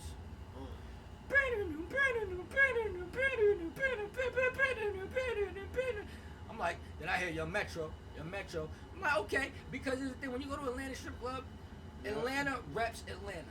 First off, I've never been to an Atlanta strip club and not heard Gucci Mane's first day out. Nope. It's like fucking just, they had to, Gucci Mane's first day out is our Meek Mill Dreams and Nightmares. You know how whenever you go to the club and you're going to hear Dreams and Nightmares, the intro of Meek Mill, you're going to hear first day out Gucci Mane at the Atlanta, any Atlanta strip club. So I hear Young Metro. I'm like, oh, okay, I forgot. Future and Metro Boomin have an album coming out together, right? Sticking to the code, all these hoes for the streets. I'm like, okay. Out of nowhere now, I hear, oh, you know what I'm saying? These niggas coming out their neck. My nigga. I said, let's get it, bro. DOT, the money, power, respect. So I'm like, okay, Kendrick's on a Future song. This is good. Last time we had them together, we got la-di-da-di-da, slide for my dog, which I love, right? Wait up. Then this nigga just starts going crazy on Drake and J. Cole. I'm in there like, you know what I'm saying? And with the lemon pepper juice just falling out his beard. Yeah, I mean? He can't even eat the no, lemon peppers. My food ain't ready yet. Oh, wow. I wouldn't even have been there for this. I'm trying to get to a section now where I can throw ones. Yeah. The Like That is playing. Yep. The Trap Stars are going crazy. Yeah. They're hanging upside down. I'm like, I'm in the epicenter of fucking like new music right now. This feels fucking great. It's Atlanta. This is home team. This is Future. This nigga Kendrick Lamar starts killing these niggas. Yep. And they popping pussy to it, my nigga. Yeah. And I'm just in there like, yo, bro, it got so crazy in there that I couldn't get a dance. Wow. That's how crazy niggas is going in there. Wow. Like, I had to take the stripper that I was disappointed to take. Because if there's one thing you go to the strip club for outside of food is you want choice. You want that, yeah. You want the choice. I couldn't get that choice, bro. I couldn't move. Everywhere I'm trying to stand, the security is on some, yo, you can't stand here. You can't stand. I'm just awkwardly standing here with a Red Bull. Everybody's rushing and throwing all this money. And I'm like, yo, fucking checkmate, my nigga. Because at the end of the day, whenever Kendrick comes out at niggas and disses niggas since 2012, they all try to say, yo, we ain't trying to hear that shit right now. That gets no play in the club. That gets no play with the bitches. No play. Not this time, nigga. Not this time, nigga. Not this time, nigga. Not this time. I left with all my ones. It's that real. I couldn't throw ones. I don't know. And here's the thing. You want to talk about chestnut checkers? Kendrick said, you know what? Don't even put me as a feature on the song. Just have me on the song. Just have me on the song. They'll know. They'll find it. And mind you, music drops midnight on Fridays. Yep. This is the midnight 1 a.m. to that Saturday. So this is the first day it's out. Yeah. They're going fucking crazy in there. Whatever. So now I'm like, yo, it's on, son. I get back. I finally go online. The commotion is crazy. You know what I'm saying? Yeah, From there, that's a crazy place. By the way, hearing a diss track, the craziest place to probably hear it is in an Atlanta strip club for the first time. It's Future and Metro, because this isn't just the first time I'm hearing it. This is the first time it's being played. It's played. It's the first time it's getting spin. Like, and best believe them niggas was listening to that on the way there earlier that day. Yeah. It's 2 a.m. They close at 3. Yep. They've been holding this bomb. Yeah. If I wouldn't have been waiting for my lemon pepper fucking wings, I wouldn't have heard it. Yep. So it's already crazy. So I'm already feeling the Atlanta wave of just how these niggas come at it. Next morning, I gotta go to Patchwork Studio. If y'all don't know what Patchwork Studio is, that's where all the greats fucking recorded. Gucci Mane, Jeezy, Kendrick Lamar, all these Future. Yep. So now, I get a first-hand look, because this is my first time at Patchwork, at why Atlanta is so good at fucking music. Yeah. I go there. I've been to a lot of studios in New York. Yeah. Maybe not the most expensive in the world, but I've gone places with, like, when I go to the studio, I'm looking at the plaques. Yeah. I've been places where they had the same caliber of plaques. Yep. I go in, they're like, okay, here's your studio. Super hospitality. Shout out to Taylor, if you listen and she works the desk there. Amazing, right? However, when you first pull up the Patchwork, this shit don't look like a studio. It's just on a block. Oh, okay. Like, it's just a regular fucking spot. Like, it look like a hole in the wall. But when you open it, it's nice. You gotta get buzzed in, whatever. So I'm already feeling the atmosphere of I'm feeling the ghost of Gucci in here. You know what I'm saying? Like, I'm already feeling like, okay, I'm here. Okay. They go, hey, first let's show you your lounge. My lounge? Yeah, your lounge. Your lounge. Each studios that you rent out comes with your own private lounge. Beautiful. I go in the lounge. There's couches. Yep. There's TVs. There's an Xbox. It was an Xbox 360. Yeah. But it was an Xbox. Xbox. It was an Xbox. Take it. It was fucking comfortable. When she goes, yeah, you can smoke in here. Oh, so I'm already at home. Yep. Then she's like, now let me bring you to the actual studio space. I go in there. I meet homie. She goes, hey, we'll have the intern in a minute with your lemonade and cookies. I said, my lemonade and cookies? They said, yeah, we make fresh lemonade here. And we're going to make you some cookies. Our cookies are the best. I said, what? She said, our cookies are the best. I go, you don't even get a water in the New York studio. You know what I'm saying? Yeah. I go in there, Chris, when I tell you, you think I'm craving that pina colada shit from fucking DR. That's Georgia lemonade. Georgia. The sweetest of sweetest. Yeah. And it comes in a fucking, in the pitcher, the metal pitcher. Ooh. with the ice like from the hotel and cups. Yep. So I'm sitting there, I'm going, yo, I think they forgot my cookies. So he said, oh, okay, I'll call the intern. He calls the intern. They say, oh no, your cookies aren't ready yet. They're baking the cookies, Chris. They're baking the cookies. They came in hot, soft to the, like, wow. My nigga, this is why Atlanta is running fucking music. Wow. Because before Future goes to fucking diss the shit out of Drake, he's eating warm chocolate chip cookies and Southern lemonade, nigga. And smoking weed. And smoking weed in his lounge. He knows the ropes by now. His man brought the PS5. Yeah, exactly. Not just that, when you're in the lounge, the sound that's hooked, because you got to go down a hallway to get to your lounge. The sound that's going on in the studio is hooked up in the lounge. So you're not sitting there guessing. You're hearing the nigga do the mix. Yeah. This is why Atlanta's running fucking music. Yeah. You know how different all them Gucci Mane mixtapes hit now that I know that he was eating fucking fresh cookies and drinking that lemonade? Smoking weed, probably got bottles of champagne up in there. His biggest... Got chicks. Just bad bitches just chilling around. One of his biggest songs is called Lemonade. Do the science, my nigga. Lemonade. The Lemonade was so good he had the name of the song. That was the single. Listen, then, right? Time for my flight home, right? A couple days later. Who's Gucci? What, Zaytoven? Zaytoven, Bangladesh. That's what I'm saying. My nigga, I laid down 4 songs in 6 hours. Now imagine you a nigga like Gucci, and this is just where you just be chilling. Come on. This is your chill spot. This is where you just be at. Come on, son. I'm moving to Atlanta. I'm on my way home. Mm-hmm. The fucking airport food, my nigga. I've eaten Chick-fil-A there before. I've eaten all types of shit. Okay. They have a Cuban restaurant in there that you could take your food on the plane. The white man next to me was sick. Cause I got the big what, my nigga. I get to eat Cuban food. You can't even get a fucking Subway sandwich like that in New York. Yeah. So whatever. I'm diatribing. I could ride Atlanta's dick all day. Exactly. But here's the thing. I land. I'm just trying to give you like, just trying to have you put yourself in my shoes, right? I've been drinking every day. Like, I'm on a 5-day bender. It's hot. I land back in New York.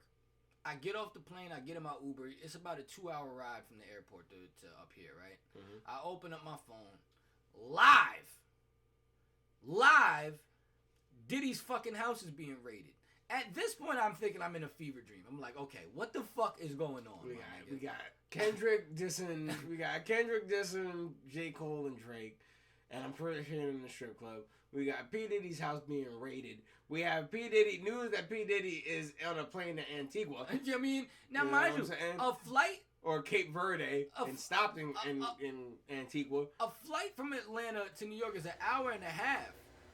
What portal in the world is there that every time I get on a flight to Atlanta and I land, some crazy shit has happened that I just happened to miss in that hour and a half? Yep. I'm in here watching Friday eating Cuban food on the plane. P. Diddy's life is in fucking shambles. It was crazy, bro. So I couldn't wait to get the fuck back in here because I'm just like, yo, my nigga. Lunar eclipses. What the fuck is going on? That's how I kind of viewed the tip of the iceberg of the craziness that was last month. How do you feel about just what's going on? I mean, that's part of the reason why I'm dressed like Metro Boomin right now. All right, I'm dressed like this in commemoration of what they're doing to the game right now. I'm not gonna hold you. What Kendrick and Future and Metro Boomin, niggas have set off a Civil War, a Marvel Civil War level event in terms of hip hop right now. For real. And niggas, and they saying it, nigga, pick your side. Pick your side and stay there, nigga. And stay there. Pick your side and stay there. So I don't Bricks, nigga, we abandoning the US dollar, nigga. I don't know which nigga is Captain America or Iron Man. I'm thinking that these niggas is on some Iron Man shit. We know who Thanos is, though, nigga. That's what I'm saying, man. We know who Thanos is. This shit is kind of crazy, alright? So, from the minute that Like That has dropped, there's been a lot of commotion going on in terms of... I'm sorry, where I need to know, where were you when Like That dropped, when you first heard, like, what was your reaction? Because we live for this type of shit. I mean, to be perfectly honest, like you said, like... I hear all my music very early in the morning because I drive. I drive for a living. So that allows me the ability to, when the morning starts, I can pop on my Spotify and all the shit that I like and listen to is right there, front page, right in the middle of it. So at night, I'm seeing all these replies and responds and everything, and I'm like, you know what, I'm seeing the quotes, you know, how they'll take the quotes and then put it out of context. I'm like, all right, you know what, let me see how bad this shit is in the morning, right? So I wake up, you know, I hit my bomb, I go to work, I'm driving, and I put on Like That, all right? Because I need to hear what exactly it is that Kendrick is saying. What is he addressing? How is he addressing it? My God. This nigga is mad. This nigga is mad. I don't know what the fuck Kendrick is mad about. I don't know what Compton Cowboy is wilding out about. 115 grams of protein. I don't know what this man is mad about, but he's mad about something. This, cause as far as I know, Kendrick ain't promoting nothing. He's not promoting an album. He doesn't have an album or anything coming out. No tour. He doesn't have a tour or anything coming out. So whatever's happening right now, this nigga is mad. And to be perfectly honest, this is some what Cat Williams said. This is 2024. This is everybody's getting exposed. All you fake niggas is getting exposed. He set he set the energy for 2024. He said that shit. Cat Williams said it. 2024, all you weird niggas is getting exposed. Niggas is trying to expose Drake. Because it's almost as if everyone has had so much hostility brewing up towards this nigga that it's all coming out. It's all coming out. And mind you, there's a lot of people who have died that have had problems with Drake in the past. Like, Triple X would probably be up in this shit too if Triple X was still alive too. best believe there's a lot of people who aren't around that have a problem with Drake that would obviously be voicing their experiences and their problems with Drake too. So to me, it's interesting seeing all this collective piling on. This is a collective dog piling on. It's the same thing. It's like when someone sees the strongest lion in the pride hurt. You know what I'm saying? Exactly. Niggas ain't just going. Niggas. Here's the thing, though. The only difference is that the lion that's causing that first cut is also an even bigger lion. It's like being a 300-pound white girl in the Bahamas. Exactly. I mean, all right. There's a lot going around, and under the blood. There's a lot going around, and not everyone wants a piece. All right, and that's exactly what is going on right now. So, man, Drake has been taking shots from all sides. I love it because it's also a #1 record, right? Yeah. He out-Draked Drake. Yeah. Because the reason why we find Back to Back so fire is that it's not just a diss record, it's a fire song. Yes. Like, you go to the NBA game, they're playing back to back. I guarantee you Like That is going to be at some games. No, I guarantee you that Like That, we're going to hear Like That a lot this summer. We're going to hear Like That a lot this summer. I think deep, because here's the thing, right? Yeah. Here's the thing. Like That is also a #1 record, right? Yep. But the sample itself. Yes. He, the chess player that this man is, he completely stole first-person shooter away from these niggas. Yep. And ruined Dreamfest. Because here's the thing, right? I'm getting ahead of myself. Let me stop. I'll get to that in a minute. The record is out. Everybody's going, yo, what the fuck are they gonna do? What the fuck are they gonna say? What's the response gonna be? Is it gonna take 5 hours, 10 hours, 15 hours, 20 hours? Who knows? Jermaine fucking Cole. Jermaine Cole. Jermaine Cole comes out. We might delete this later. Where he dropped the 7-minute drill. Yeah. I was happy. It was a mid diss. Very mid. But I was happy Very because mid. it's like, yo, it's like when you see the nigga that is always getting bullied, or not even always getting bullied, but you just know ain't really like that, no pun intended. And that, listen, like that. You see how these words, like there's power behind these words. Yeah. He's not really like that. He's not really like that. However, which is Kendrick's whole point. You niggas ain't like that. You see him fight back. And you go, oh shit, okay. Don't let him push you around. So I'm happy. I'm happy the nigga respond. Now, me and my niggas, we in the text. Yo, Dreamville coming up. Will Drake come out? What will happen? We sitting here talking about Drake coming out. We not even realizing this speaks to the greatness of Kendrick. He's one of them niggas that like punches you and it hurts. But then you get back up to go fight and you drop to your knees again because you realize, oh shit, this nigga done caused internal bleeding. I thought this was a rip shot. This nigga hit me with the liver. Yeah. You find out his chess moves after. Before we even get to the apology heard around the world. We thinking, okay, he's gonna come out and perform this diss, and then Drake is gonna come out and perform first person shooter. Yeah. We don't even realize Kendrick has already destroyed first person shooter. So this speaks to the greatness of the war chief that Kendrick is, and the unpreparedness of J. Cole. I don't want to kick J. Cole's back in too much because I am a fan. Yeah. However, because there's a lot we can say, but I'm trying to say things that haven't been said. All right, it's obvious how we feel about a lot of things. You know what I'm saying? But I even got to just play it real quick, right? You know what I'm saying? When we get to the apology, but he already in war set himself up so poorly because we didn't realize that first person shooter had so many disses in it. Yes. But he's shooting at Kendrick. I don't know if you've peeped the shots in there. Yeah. There's rumors, obviously, that was addressed on other platforms that Kendrick was invited to be on the song. He turned it down, right? On first person shooter. On first person shooter. You're bigging the man up already.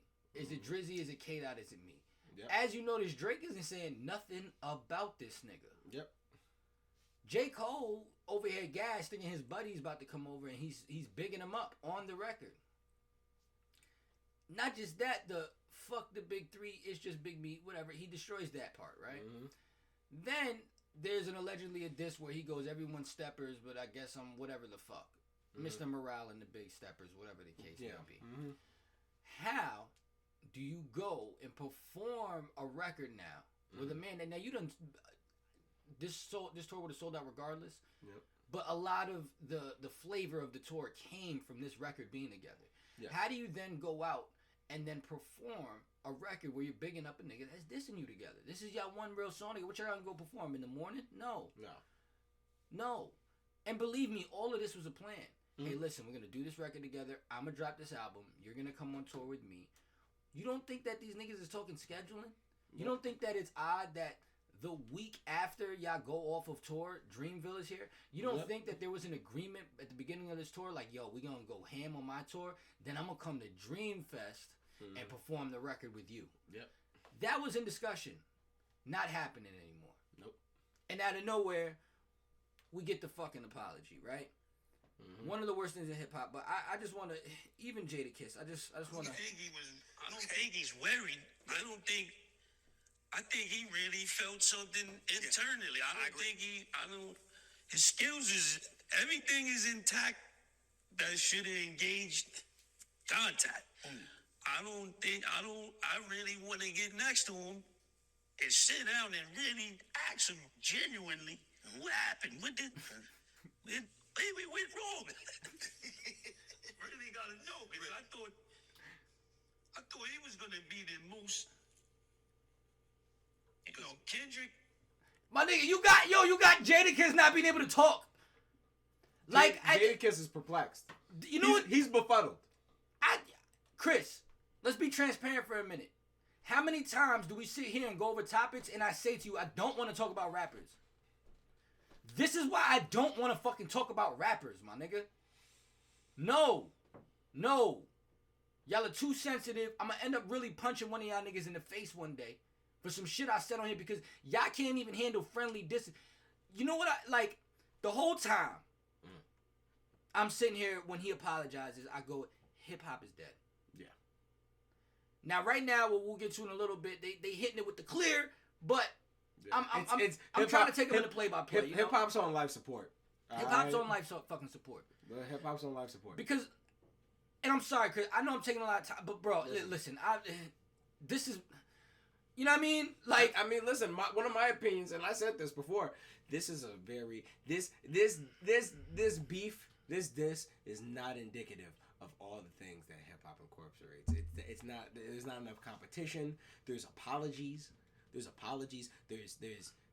weird backdooring. There's a bunch of personal animosity that's been bubbling up clearly over decades of being in the same business. There's crying over bitches. This shit is mad feminine. This shit is feminine as fuck. There's crying over bitches. Never in my life. And like this just shows me, and I'm hold on. This is why I don't respect niggas just for being rich. This is why. The last one is better. When you niggas talk about, when you niggas in the comments talking about, oh, this nigga got more hits, or this nigga got more accolades, or this nigga got more of that. This is why I don't care about none of that shit. Because who are you as a man? Who are you as a person? Who are you as an artist? That's what matters. Facts. That's what's going to be your fucking legacy. Not your accolades, not #1 hits, not none of that shit. Accolades was a punchline in hip hop. Y'all do realize this. You young niggas. I'm talking to you niggas who are 26 and under.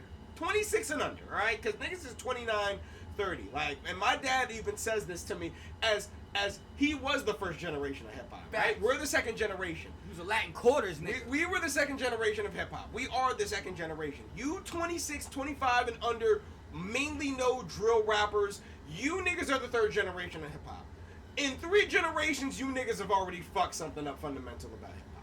Already. Because you niggas are sensitive. When J. Cole was apologizing, one of the first things I thought of is, what the fuck is Jadakiss thinking right now? Like, and after hearing that response, I'm more angry. Like, I stopped being angry, but I'm angry after hearing that because you done took my man's speech away. You know what this is like? You know what this is like? This is like when it's like, okay, now y'all acting up in front of Big Mama. You know what I'm saying? Like you know when like, alright, y'all don't know how to act. Y'all not showing no respect. When you got Nana upset. Yeah. Like now I want to fight you niggas. Yeah. This man Jadakiss has stepped up against Goliaths in this industry. And gave you the blueprint. Was dissing niggas and talking shit about niggas that you niggas would love to collaborate with. You niggas would love to work with. You thought you let Nas down? Before? You let Jadakiss down, my nigga. Yeah, man. You can't let Jadakiss down. Yeah. Nas look like, you know, he got some standards that may not everybody agree with. You might let man. you might let Nas down with the wrong haircut. Yeah. You let Jadakiss down, my nigga, because when listen, Nas is my favorite rapper. He lets me down with his beat selection. Alright, every album I'm just like, why'd you put this beat on here? Every time. Kiss has never let us down. Ever. And you let Kiss down. Like, when Kiss dissed Beans, he performed it live in Philly, got booed off the stage, risked his fucking life. And this is why when I come to you niggas and niggas be like, oh man, oh bruh, you know, Drake won against this dude, Drake won against Common. I'm like, you gotta understand something, that these niggas come from a time where when they have beef, they're not just playing it on the radio station or streaming it or whatever and then letting it fall into the ether. They're going to these niggas' territories, right? Because Jadakiss has done this, Common has done this, and they're performing these diss tracks to niggas in their city. Because Common performed this Common went to LA when The Bitch in You came out and did that song live in front of a whole bunch of Ice Cube fans and still got love for it. Don't talk to me about Common being pussy. Don't talk to me about some shit that Drake would never do. Shit, Drake would never diss Chief Keef and then go to Chirac and perform. Gucci dissed Jeezy and in front of the nigga in Magic City. Said we smoking on Pookie Loke in front of the nigga. And they performed so icy together after. Like, not just that, it wasn't just that these niggas was going to territories. You also had to go to territory to hear, like, let me tell you something. I remember, this is crazy because like, I always felt like the young nigga, right? Yeah. 30 years old, but in hip hop and ghetto culture, 30 is fucking ancient. Yeah. All right? Yeah, I remember in 2005, 50 Cent was the biggest thing in the fucking world. Yep. Nobody doubted 50 in any type of way. It'd be unheard of. It'd be unheard of. After Get Rich or Die Trying in the Massacre, he was damn near untouchable. Now, my family lived in Jamaica, Queens, South Side. Yeah. 50's hood. Yep. 50's hood. I remember watching the Heat video, and like those houses, like I'm like, oh, this gotta be right by my aunt's block. You know what I'm saying? Because like all the houses are kind of similar, right? Yep. And I remember going to stay with my cousins for the week, and all I knew was 50 Cent. I had the video game. I just knew, you know, we had the Nextel G-Unit phone Unit cases, shoes, the all brand, that, you know. Brand was strong. And this nigga goes, okay, have you heard Jadakiss's disses towards 50? Now, back then, you had to walk to the Ave. You had to go to Jamaica Avenue, or wherever they sold mixtapes in your hood. Yep. And you had to buy the mixtape. Namely a barbershop. You know, a barbershop. And he went and bought the mixtapes, and we went home and we listened to Problem Child and the Checkmate, where he violates 50. Yeah. And we listening to this in 50's hood. And I remember feeling like, yo, I just watched a nigga slap my father. But it's your uncle. It's the uncle you love. Yeah. You know what I'm saying? Because I love Jadakiss. And he slapped the shit out of him. He just slapped the shit out your father, Open palm. Right. Watching what happened on this was like watching my father then slap himself after, you know, my father got slapped by my uncle. Like, it's almost as if after my father got slapped, he went and cried. You know what I'm saying? Like, this was the biggest slap in the face to hip hop I think I've seen. Yeah. Because it's and here's the thing, right? I just feel like I'm not mad at J. Cole, although I'm mad at J. Cole. Because me and my homie Mont, like, we've gone in about this, and like, I don't want to take us on another 30-minute rant. But like, Yeah, I know. you dissed Kanye West when he was in the hospital, Yeah. recovering from his mental health. Yep. This is Mott's point. Yeah. You dissed Wale, who was your homie. You could have picked up the phone and called him. Yep. Wale never dissed you. Yeah. But this is weighing heavy on your heart. This Right? This is What weighs heavy on your heart. Yeah. Now, I'm not mad at J. Cole all in all because I could tell he's a nigga that's never had conflict. Yeah. Never in his hood. Never had to deal with the art of war. All right. Went to John Jay. Went to John Bro, Jay. Cut it out. I've been to John Jay. I know what that campus looks like. I'm from New York, nigga. It's a nice school. You know, because here's the thing, right? You never, you don't even study war right. No. Because as I'm listening to the 7-minute drill, he's quoting Takeover. Now, Takeover, great song. Yeah. Many say Takeover's the better song, Ether's the better disc, whatever you want to consider. This is your mentor. This is who you're signed to. All you've talked about is how you look up to Jay-Z. However, you not only quote the record that he lost from, yep. you make the same mistakes in the record. That Jay-Z made. That I hear Drake making a little bit too, which I'll get to in a little bit. But even when it was wartime, you were alluding to that there was more. This was a warning shot. You don't send a warning shot back at a warning shot. Yeah. We're from the era of when you pull your gun out, you use it. You use it. What lost Jay that battle was he didn't just come right out with the information about him and Nas's baby mom. Because he thought, okay, when you respond, then I would. There's like, learn from your mans that you're quoting. Yep. It's like when Jadakiss said, niggas want to be Scarface, but you ain't see the end of the movie. Like, watch how this goes. When you shoot at a nigga like Kendrick, you gotta shoot. You gotta shoot to kill. There is no. Oh, I'm gonna take a couple warning shots and maybe this nigga is Craven. Okay, if you know who the fuck Craven is from Spider-Man, this nigga is Craven. Kendrick is Craven. Okay, you get one shot. You get one. You get one good one. Maybe two if you're lucky, but you really only get one. Y'all niggas didn't learn from Control. You didn't learn from the BET Cypher. You get one. You get one shot with Kendrick. One. And then we go into and you made your man look bad. You made your man look bad. You made yourself look worse. We get to today. Getting ready to pod. I thought we were gonna be able to leave it here. Then it drops. Yeah. There were rumors of it being AI. Yeah. Last we checked, it's going on streaming. There's updates to it. This is really a Drake song. Yep. Drake sends the first shot at Kendrick, and I'm in the car. I'm driving my white grandmother around today. Love her to death. She tries. Driving Miss Daisy. She goes, why is... Because I'm in there listening to academics break it down. Yeah. She says, why is he yelling? And I said, Grandma, you don't understand. But if there was ever a time to yell, it's right now. This would be the time. Let's get right into it. How do you feel about Drake's diss? Where do you think this is going to go? I mean, I thought it was a mid-diss. I thought this is a mid-diss considering that this is someone who has been dissing you publicly and openly for a long time. Alright? Everyone goes, oh man, that was fire. No, it wasn't. Considering that Kendrick has alluded to and has dissed you many a time, I honestly think that you would come with something harder than how you a big stepper in size 7s. Bro. I like that. I mean, I would like it if niggas that didn't wear size 7s didn't pack guns.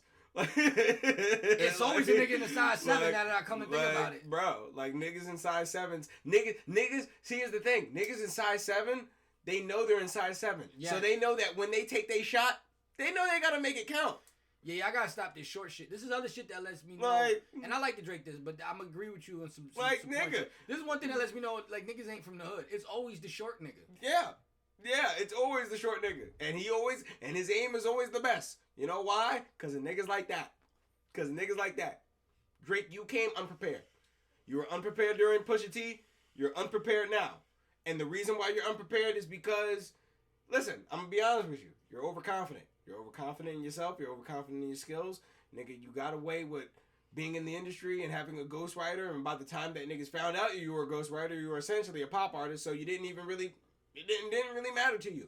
But it's mattering now. All that shit that you refused to deal with back then is now coming back to bite you in your ass. And now it's too big for you to deal with by yourself. This is why you deal with these problems beforehand.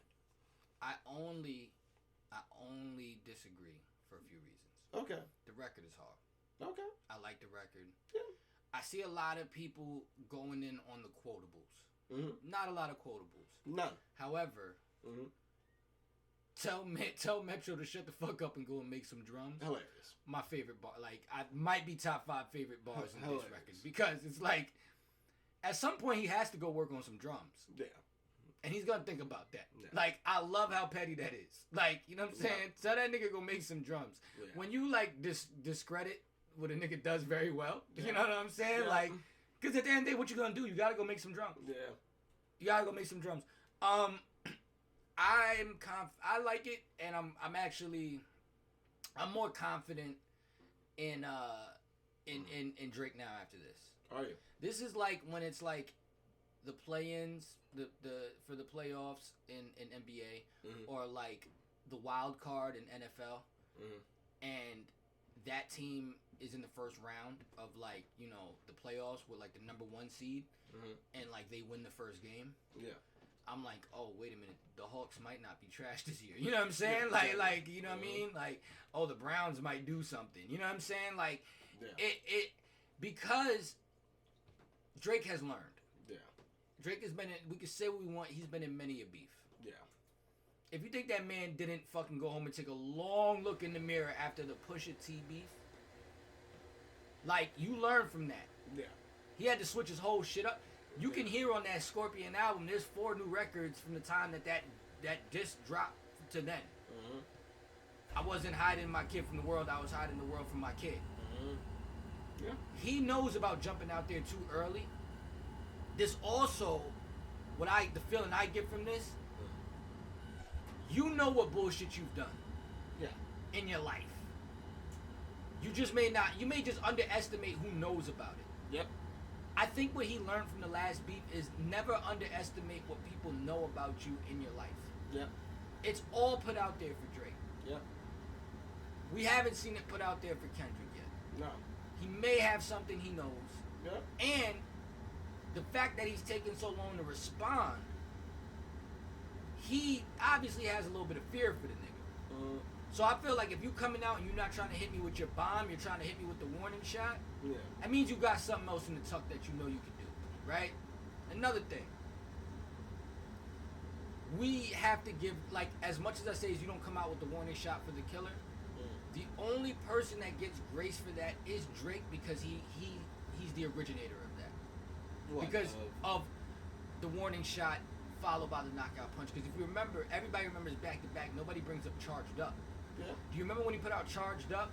Yeah, I remember. against Meek Mill? Now mind you, Kendrick is no fucking Meek Mill. And I was about to say, I don't think those are too comparable. However, Yeah. This is you're comparing, that's like comparing motherfucking and this is a video game kind of analogy right here. That's like comparing M Bison to Akuma. Like, nigga, M Bison, you can come up with a Charged Up. You can't come up with no Charged Up against Akuma, nigga. You gotta come out swinging from the gate. but here's the thing. What if this is his Charged Up? If this is his Charged Up, that means he has something else crazy coming. Because here's the thing, right? As much as Kendrick is Akuma to me, Mm-hmm. we've never seen nobody fight back Akuma. Yeah.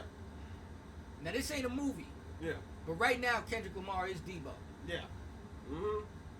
A nigga can hit you with a brick. I'ma just say, like, Yes. we've seen Cole battle. I mean, Yes. Drake battle. Yes. We have not seen. Oh, and here's another thing. Speaking of Drake battle, I meant to bring this up earlier. I don't like how y'all talking about this Drake, how this Kendrick like that is not worthy of a response. Because first of all, we got responses. Yeah. I love how y'all try. I hate how y'all try to say that wasn't a warning. That was a warning shot. No, that was a shot, nigga. That was I a shot. took away your fucking festival, right? I took away your best song. Mm-hmm. And on top of that, if that's not a shot, I don't want to hear shit about half the shit that Drake has done. I don't want to hear about Stay Scheming against Common. No. I don't want to hear about none of that. You can't take that away. He's beating him with his own moves. Drake was like one of the first persons that we seen do that outside of like Jay-Z. When Yeah. Jay-Z was doing it, there was no internet, so a lot of niggas really didn't know. Didn't understand, yeah. Here's another thing I just wanted to say. I forgot to say this. What? I know that flight back from Dreamville was a quiet flight. Yep. I know a lot of real niggas that went to Dreamville from New Mhm. York. Like, this is the thing. Yep. First off, never in the history of niggerdom has a nigga taken a flight to North Carolina in the first place. We always drove down there with our families. You taking a flight to North Carolina, and he does this? That was I want to talk to a few niggas about what that plan. Like, that's a disappointing ride back. Anyway, I digress. Yeah. I'm confident that Drake got something else for the nigga. I still think Kendrick is gonna kill this nigga. I think Drake. I mean, Drake, unfortunately, in this position, and this is, like I said, chestnut checkers, Kendrick put him in a very compromised position where it's like he don't got no album or anything, and Drake doesn't have an album or anything coming. He doesn't have an album or anything scheduled for release. You know, he had said that after, I think, Her Loss, that he wasn't planning any new music for a while. So he kind of got him in a very compromised position where it's like, nigga, well, now I'm gonna bring you out. You know what I'm saying? I'm gonna taunt you. I'm gonna bring you out. And while I'm bringing you out, nigga, I'm setting up that trap card because I already know what's gonna come. Kendrick. Oh yeah, I definitely think he's got a trap card. Whatever the fuck Kendrick got in the stash, you got to understand something. Like, and this is one thing that I always try to say, regardless of how good of an artist that you think that Drake is. This is a nigga who has been dissing this nigga openly since the BET Cypher. This nigga got on a live performance and said, "Motherfucker, tuck the sensitive rapper back in his pajama clothes." Like, this nigga has been subbing this nigga for years. He's been subbing this nigga for years. If you think that this man don't have... right now, Kendrick is like Batman. This nigga has a contingency plan for everyone in hip-hop. I agree. This is the Batman of hip-hop. This shit is scary. We've seen it, especially after J. Cole. Right, because like J. Cole really like chopped the leg off of Drake in this. Yeah. Because we viewed that J. Cole apology as a loss against Drake too. Because they came out together. Now here's the thing, right? Yeah. Once again, like, I really just feel like y'all niggas need to study Jay-Z a little better. Well, of course. You gotta, like, we need to, like, y'all niggas really gotta go back and do your Jay-Z homework. Mm-hmm. You gotta do your Jadakiss homework. Because I'm not saying Drake told Cole to diss him. But whether he did or not, like, a lot of people don't know. I'll take it back to the ether line. Pop should apologize, nigga, just ask Kiss. Mm-hmm. The reason I said that is because at the time, every Jadakiss was heating up. Mm-hmm. 2001, that was when his first album came out. Knock Yourself Out was a hit. He was on every R&B remix at the time. Yeah. Every remix he did, Jay-Z would take that remix and remix it too. There was like a civil war going on, and apparently Jay-Z would text Kiss like, yo, it's all good, whatever. Kiss start coming at Jay-Z. Mm-hmm. Jay-Z had just felt the loss of Ether. Yep. Similar to Drake just feeling the loss of Pusha T. Yep. So he has a lot to protect at this point. Yep. Who does Jay-Z send at Jadakiss? Beanie Siegel. And Beanie Siegel, the war with Beanie Siegel and Jadakiss was like Vietnam. There's no clear winner. Yeah. There's no clear winner. Well, I mean, some would say that Vietnam won. I was gonna say, if you're gonna say Vietnam, I don't know where you're going with that, but the United States definitely didn't win Vietnam. They didn't win. They definitely took it. They definitely took the L, considering what the. Like I said, I don't know how much you know historically about that. No, I do. Yeah. However, what I mean is when you open the textbook, they're not gonna flat out. Oh yeah, they'll always paint it as some bullshit. And because people love America. Yep. I think it's the same thing with the Jadakiss beans. Yeah. Like, niggas that love Jadakiss is not gonna say Jadakiss lost. Yeah. He kind of lost that one. Yeah. And Joe Budden, shout out to Joe Budden, he said, I think the Beanie Siegel loss was the loss that prepared Jadakiss for the 50 Cent win. Mm. However, we remember the Beanie shit more than we remember, you know what I'm saying? Yeah, 100%. So, here's the thing. J. Cole is no fucking Beanie Siegel. Nope. If we go back in history, and when Jay-Z sends Beanie Siegel at Jadakiss, Beanie Siegel loses, Jay-Z now has to come out. Yep. So you do your Jay-Z homework. Y'all fucking up. Yeah. So I think that's a disadvantage that Drake has. That's also a reason why I need y'all to stop saying that. Oh, that was round one, my nigga. Yeah, well, was round one. So final thoughts. Final thoughts is right now Drake looks good. Drake looks good because it's him versus 20 niggas, and when it's you versus 20 niggas, because Ross just dropped the track. Yeah. When it's you versus 20 niggas, you can get your ass whipped and lose and still look tough. It still look tough because So especially we're gonna- if you punching a couple niggas. As Yeah. long as you don't go down not swinging, you know what I'm saying? And I'll give you that. It's easier to make yourself seem a little bit more as if you're fighting back when you have something like when you're fighting against overwhelming odds. It's easier to seem like a underdog that can contend, and it isn't an outright wash when you're at least fighting back. And this is my last thought. Kendrick has reaped all of the clear benefit he can reap from this. Yeah. Right now, he has to defend how we already look at him, Yep. or risk being J. Cole. Yep. It's, And it's he's the not. only And, way it's gonna go. and he's not gonna do that. I don't think he'll do that. Yeah. However, you now have nothing left to gain. Yep. You only have now to maintain how we look at you. Mm-hmm. And to be perfectly honest, considering that Kendrick is in the power position, like if we're talking UFC right now, Kendrick's in full mount. He's full mount. So all he really has to do is maintain full mount. If you can maintain full mount, nigga, you gonna win the fight. Like the rep is they're gonna call it. However, full mount is different when you're facing a boxer, a Muay Thai artist, compared to when you're facing a Brazilian Jiu-Jitsu artist. Yeah, of course. We got to see if Drake's Brazil, because right now he's fighting well from his back. That's my last. I could go on all day about this, so I'm glad you're wrapping this up. What are your final thoughts? Final thoughts. There should be no. J. Cole disappointed me with this. I'm gonna be honest with you, man. There should be no apologies when it comes to stuff like this. You know, you claim to be one of the big three. Be the big three. Hold your nuts, nigga. Hold your nuts. You shouldn't be apologizing. You shouldn't be. There shouldn't be as much politics as there seems to be in this situation, right? You niggas all want to vie for the best. Y'all all want to go for the best. Y'all all talking about how y'all the best. Man, it's time, honestly, at this point in all of these niggas' careers, it's time for you niggas to put up or shut up. Yeah. All right? Because there is going to be, in the next, at least I'll give them all in the next 5 years. In the next 5 years, there's going to be a new group of up-and-coming artists, and we're going to be discussing who is going to be the GOATs of that generation. It isn't going to be these three. So, you niggas better put up or shut up. Alright? Because we're all getting older. You know, the people who grew up with you and you know, and have seen you guys, the young people today, if you're a nigga at 18, 19 years old, you don't know what the fuck the beginning of Drake's career looked like. Exactly. You don't know how he was treated when Drake came into the game. There's no frame of reference that you have. So to see this get to this point based on where Drake is or Drake was, I'm gonna be honest. I'm proud of you, Drake. I'm proud. Alright? I'm proud of you, my little light-skinned Canadian man. I am. Because you came from very, not humble in terms of, you know, who your family is, because I could go into that all day, right? I can go into how you have musicians in your family, alright? That they're already really well known.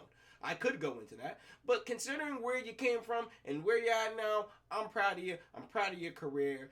Hold your nuts. Same thing to J. Cole. Hold your nuts. And let's do this. Let's see who really is the best. You know what Drake is to me? He's the meme. Like, you ever seen where it's like after one day of being in Baltimore, after a week of being in Baltimore, like one day after New York, week being in New York, and like after a month you see the nigga he got on like a merm. You know what I'm saying? Yeah. That's what America has done to Drake. Yeah. This nigga got cornrows, do-rags. Like, America has changed the way this nigga even raps. Yeah. America, well, listen, President's black, Lambo's blue. It's been a nasty month. Has it?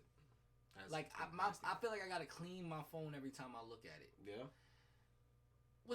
How do you feel about the Diddy situation, man? All right. Well, the Diddy situation has gotten out of hand. At first, when we started this out, you know, it was just Cassie. It was just an allegation against Cassie, and you know, let's be honest for what that was. There was a history between Cassie and P. Diddy that spanned a long time. All right, we're never gonna know the true history. To be perfectly honest, I think that Cassie was complicit in a lot of shit that was going on. Yeah.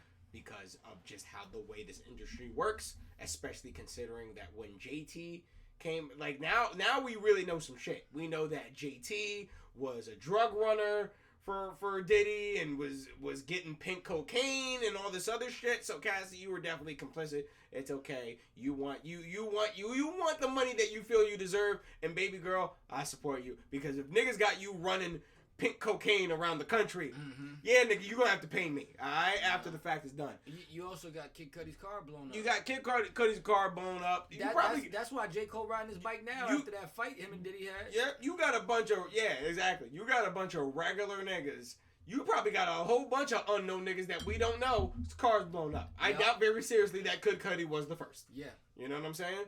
So, I mean, it's kind of crazy the way that I didn't think that he was outright guilty until I realized that this nigga tried to skedaddle. He tried to pull. Now there was holes poked in that. Really? There was holes poked in that. Okay. So here's the thing, Mm-hmm. and media has been pretty irresponsible with this. Of That's one course. thing I can say. Yeah, media, y'all handling this a little sloppy. Oh, of course. And what y'all gonna do is which we'll also get to that in a minute. Rest in peace, OJ. Yeah. Y'all on the verge of like OJ YSLing this nigga. Sometimes y'all catch a nigga doing some shit, and y'all get them clicks. Yep. And y'all gotta live off them clicks so much that you bring so much false shit to the light that you really might end up having a guilty man walk away innocent because y'all gave us too much. Because y'all gave us too much too soon, and it wasn't verifiable. So here's the thing. What turns out was the raid was actually planned because they knew about his flight. Oh yeah, that it was makes spring sense. break weekend, and he was taking his daughter out. Mm-hmm. He was flying around. It's Diddy. Yes. You know what I mean? So they raided because they knew the timing of it. All right, he's gonna be out of the country. Mm-hmm. You know what I'm saying? Yep. We'll have access to the house. Mm-hmm. They painted it as if he was already on the run. You know what I'm saying? That's like if when we went to go to DR and something happened where the raid happened and they like, oh, these niggas is running to DR. No, we already had this flight planned. The feds knew, and that's why they're there, so we don't have to, because we know where everything is at. Yeah. They don't want to give us time to destroy some shit or get rid of some shit. You know what I'm saying? Or be able to provide documents that could stop them from looking. Yep. Oh, this is your house? Oh, you're on the where's the deed? Kids don't know where the deed is. Yep. You know what I'm saying? So that part of it. Yeah. But all in all, though, so you're saying you think he's guilty? What? Oh no, he's undeniably guilty. He's undeniably guilty. The fact of the matter is that there's probably a ton of just video evidence, because you gotta understand, like there's a lot of people who are against Diddy at this point in time. There's a lot of people that have been violated by the Didster that know a lot. There's a reason why the feds were able to go up in his house and figure out that every room had cameras. And it's because motherfuckers is telling. Alright? This isn't information that ain't coming from nowhere. They're not speculating on this stuff. They know this stuff because someone's telling. So, yeah, I think that he's guilty. I think he's guilty in a lot of different ways. I just want to say it's kind of wild, man. It's kind of wild. If he didn't have underage girls in this, like they're alleging, and if he wasn't graping, like they're alleging, this nigga got swag, man. Yo, like take those aspects out of it. Yeah. Shit kind of swag, my nigga. Yeah. Shit kind of swag. Like, if he could dispel them two. Yeah, I mean, but there's like the whole, like, there's too many like rumors that I'd heard beforehand that now I know for a fact just makes sense. I They agree. Just add up. I agree. Like, but those have usually been through homosexuality. Have we heard rumors of grape and underageness? Underage, yeah, great. I'm talking about before the allegations. Yeah. You've heard that? See, I never heard that. Now here's the thing: if you take them two out of it, this is swag. Yeah. I'm fucking everybody. Everybody gonna fuck my bitch. We got drugs. Like, yo, son, I'm not with it. But a wise man named Young Thug once said, "I'm so geeked up, I might fuck a condom." Yeah, I mean, I'm sorry. That's how I feel about the shit. Like, this shit has been talked to death. I mean, ironically, the nigga who said that is also he's also trying to fight a charge. I don't think the irony is lost there, you know. But one thing I'm man. definitive on. I'm not gonna be definitive on that he's innocent or guilty. What I am definitive on is that his reputation will never be the same. No. Rest in peace, O.J. Simpson. Yes. We just seen O.J. die. Yep. And we seen how they're covering it. Yep. He was acquitted of his charge. Yeah. And they still talk about him like he's a murderer. Yeah. Right? Yeah. People have the right to form their own opinions. Yeah. And sometimes the opinion might be the majority. I mean, he will forever be looked at in the light that this is true. I mean, to be perfectly honest with you, the situation here is like, what if P. Diddy wins this, right? What if P. Diddy wins this? Like, let's say he actually wins this. He's acquitted of all charges, right? He's acquitted of all charges. Then 3 months later, he comes out with a book. Listen, I didn't do all that gay rape shit. But if I did do it, this is how I would do it. That's essentially what O.J. Simpson did. If I did kill Tupac, you know what I'm saying? Like, yo, I didn't get Biggie killed. But if I did, this is how I would have did it. If I did blow up Kid Cudi, that's the major part that people gotta understand. Yo, if I did fuck Meek Mill, poor Meek Mill, and that's what I'm saying. That's the only thing I'm gonna feel bad for. Bro. If this shit, cause see, Diddy has dodged so much shit. I'm not gonna feel bad if this turns out to be not true because you just dodged so much shit. Something's gonna land on you. This nigga Meek, if that shit ain't true, I feel so bad for this. Yeah, nigga, I would feel terrible. The for nigga this tweeted the other day. He said, "Y'all got people telling my kids that I'm gay." You know what I'm saying? Like, yo, this nigga has been online every day, just mad, just trying to find a way to tell you, like, I'm really not gay. Yeah, I'm really not, like, man. Yeah. I don't know. I mean, I'm gonna be honest with you. You internet niggas is weird because y'all will say someone that's not gay, like NLE Choppa, even when they do obvious gay shit. But then you'll look at something that might seem gay and go, "Oh yeah, that's gay," and niggas will be like, "Wait a minute, hold on. Can we at least slow down and actually look at all angles of this situation before I'm just gay?" Like, I don't get it. How's the nigga that does something obviously gay not gay, but I'm gay, even though this could be into question? Whole lot of gay you internet niggas is weird. I'm not gonna lie, and it just comes to the fact that y'all like to jump to conclusions, and then y'all also like cope at the same time. I don't know how both of these things are possible, but on the internet, both of these things are possible. You can be a fan of cope and of not giving niggas the benefit of the doubt at the same time. I don't know. How do you feel about OJ? I mean, to be perfectly honest, like I used that example prior.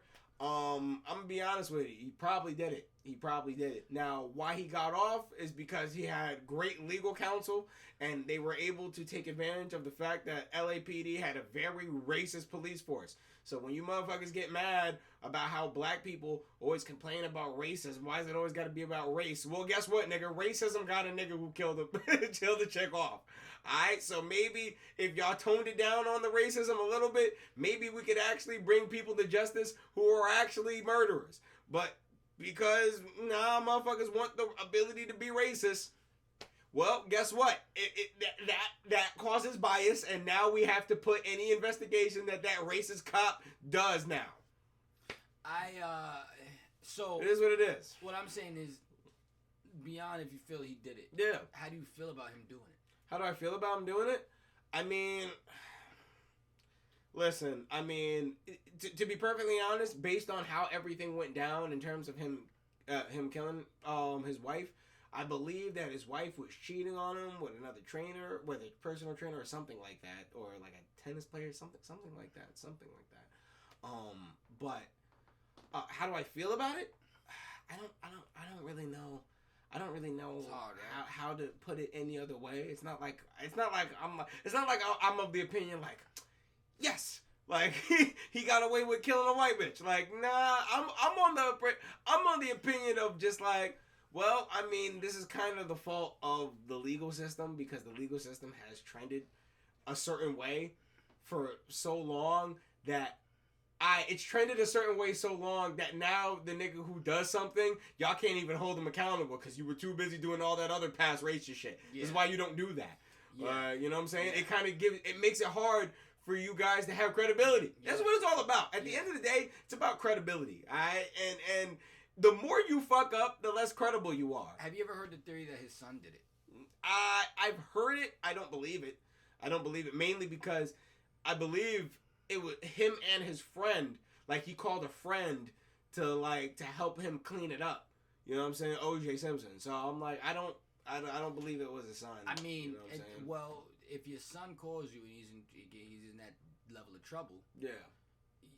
You help. Yeah, of course. You're gonna help. Yeah, of course. So because I just think like it was a crime. It's either one or the other. Yeah. It's either it was a crime of passion. Yeah, it definitely was. Definitely that. Or it was a crime so stupid that he couldn't have done it. Yeah. Or at least like some shit is too obvious. Or at least not on purpose. Yeah. Some shit is too obvious as a grown ass man. Now, here's the thing. I feel so bad for the parents of the victims. Oh yeah. Right. I feel like no matter what a woman does, it doesn't warrant even putting your hands on it.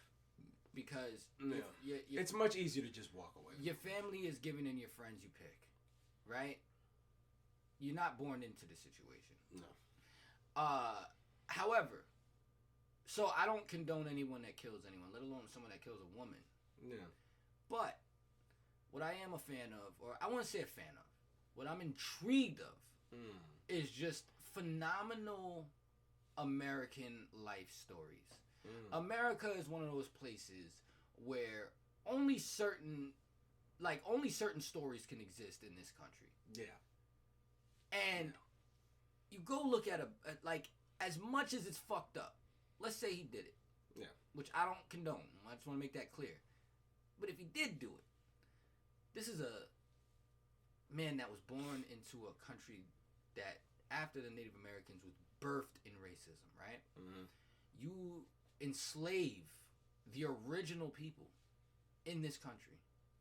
Less than, 20, not even 30 years after segregation, you have a black man.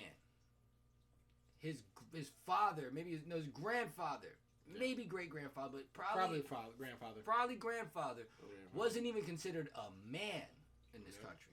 Mm-hmm. Then goes to become one of the greatest superstars you've ever seen in sports entertainment in the country. Yep. He goes from that, being probably the first rich person out of his family, Yep. to then being in movies. Yep. Naked Gun. Yep. To then killing his wife. Mm-hmm. And getting away with it in a system that's not built for him. And not only killing his wife, killing a white woman. Killing a white woman. Right? This is the country of Emmett Till. This is the country of George Stinney Jr. Y'all niggas don't know and uses, he wasn't Johnny Cochran, but his team uses the country's own exploitations against them to free the exact same person that they would use to enslave for whistling at a white woman. Or not even enslave. I mean, not even arrest. Kill. Yep. Lynch. As an adolescent. Mm-hmm. He does some time. There's some karma for your ass. I'm not gonna lie. He does some time. I ain't gonna lie, he does some time. Yeah. But then comes out and writes a book called If I Did Do It.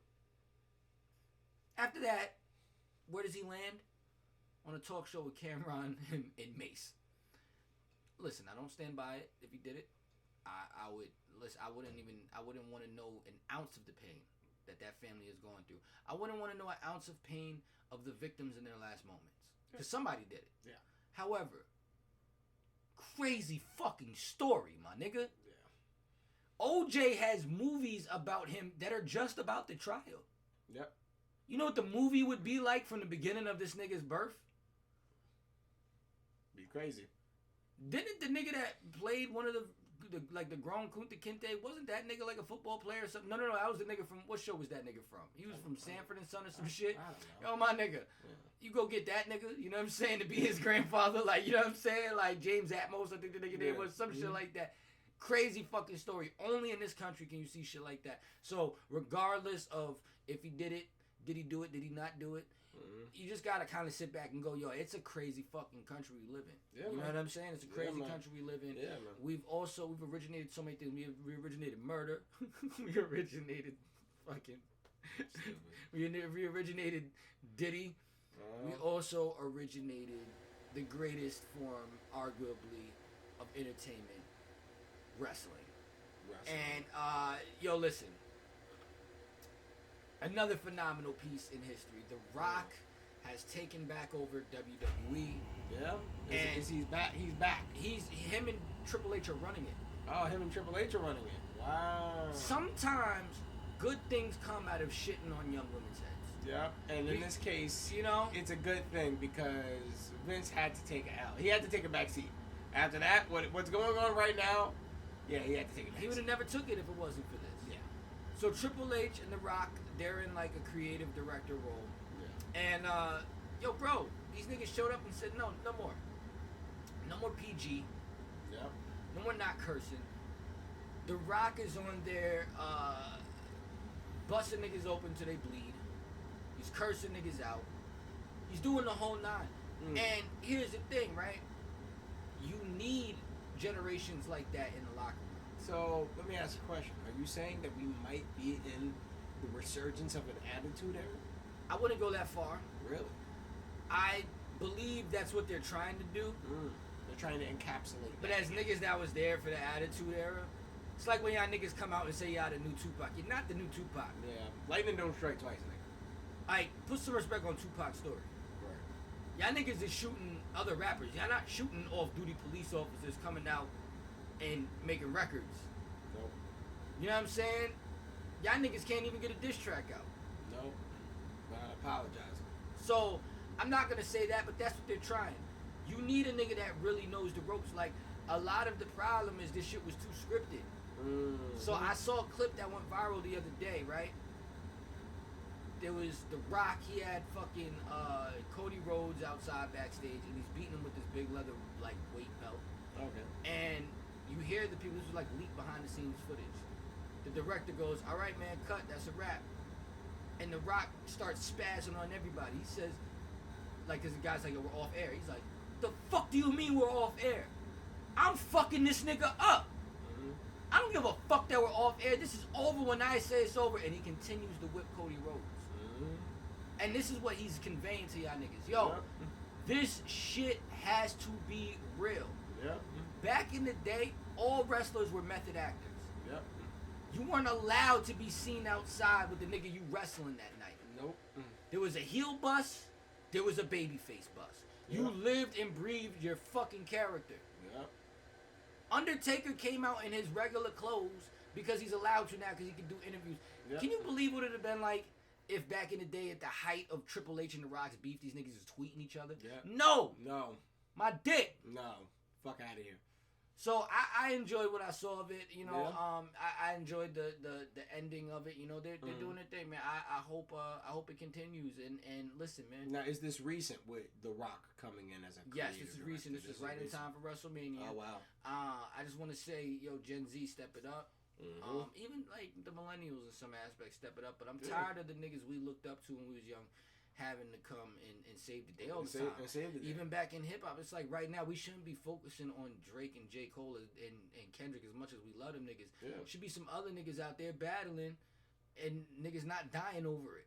Like, you know what I'm saying? Like, my daughter watches fucking Powerpuff Girls and go get your own shit. Do something. Put the phone down. Yeah. Stop worrying about your teeth. Yeah. Fucking smoke cigarettes instead of vapes. Stop worrying about your TikTok. Stop worrying about how everybody feel about the shit that y'all say. Y'all are some sensitive motherfuckers. Stay too late at Diddy's house, get your butt played with, and learn some character. Alright. Or not.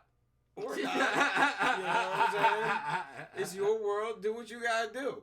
Do what you gotta do. But do something. I'm tired of you motherfuckers not doing anything. Do you see yourself watching wrestling again? Do I see myself? Not seriously. I'd have to see a little bit. I'd have to see some real, because it's just the characters for me. The characters for me are not relatable. They're not relatable enough. They're not niggas out there relatable using enough. their real name. Yeah, they're using their real names, their real identities. Like, first off, American Nightmare. First off, you're an American Nightmare. Nigga, you've never been anywhere in America where there's a nightmare. You've barely been anywhere in America where there's a mild dream happening, my nigga. Like, what the fuck? What are you talking about, American Nightmare? What? This nigga, how you gonna call yourself American Nightmare? Never use the EBT card. What are you talking about?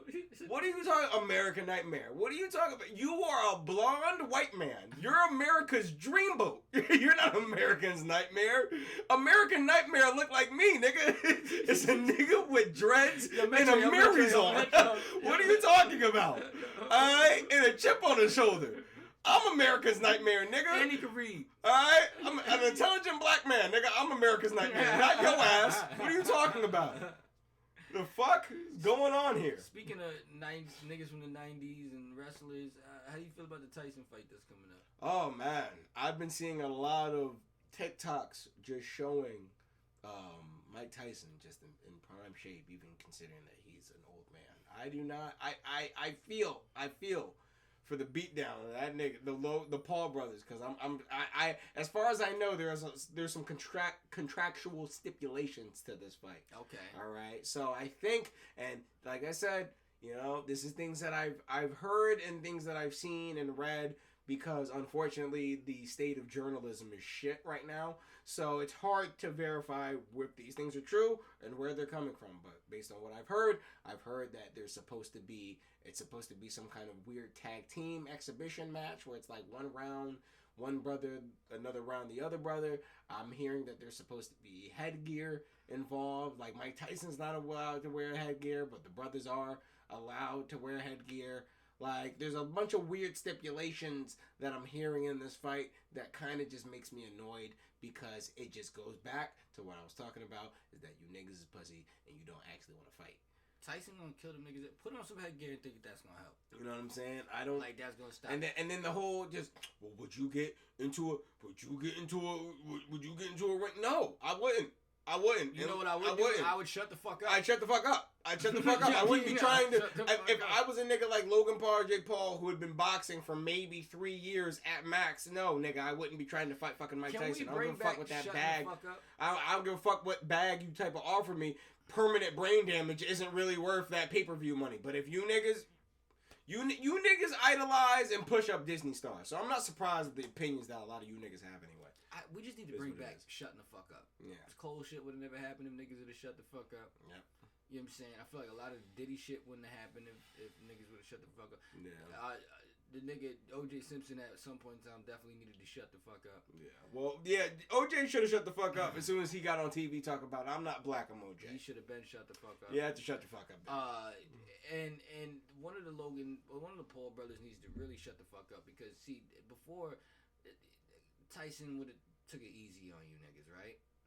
One of them niggas tweeted that I'm gonna put you next to your dead daughter. I didn't even know Tyson had a dead daughter, but they tweeted that at this nigga.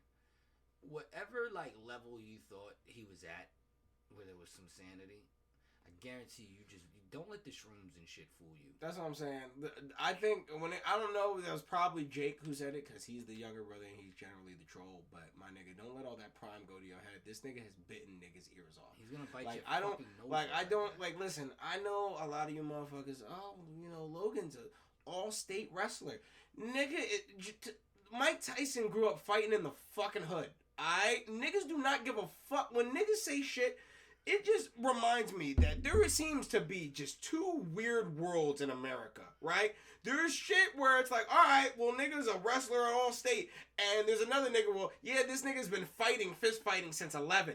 You niggas do not understand the difference in the mentalities between these two people. And one is a trained whatever the fuck. One nigga is an animal. One of the niggas a monster. And it's all about where the fight comes from. The fight digs from a different place. The first exactly. Mike Tyson told the story about his first fight.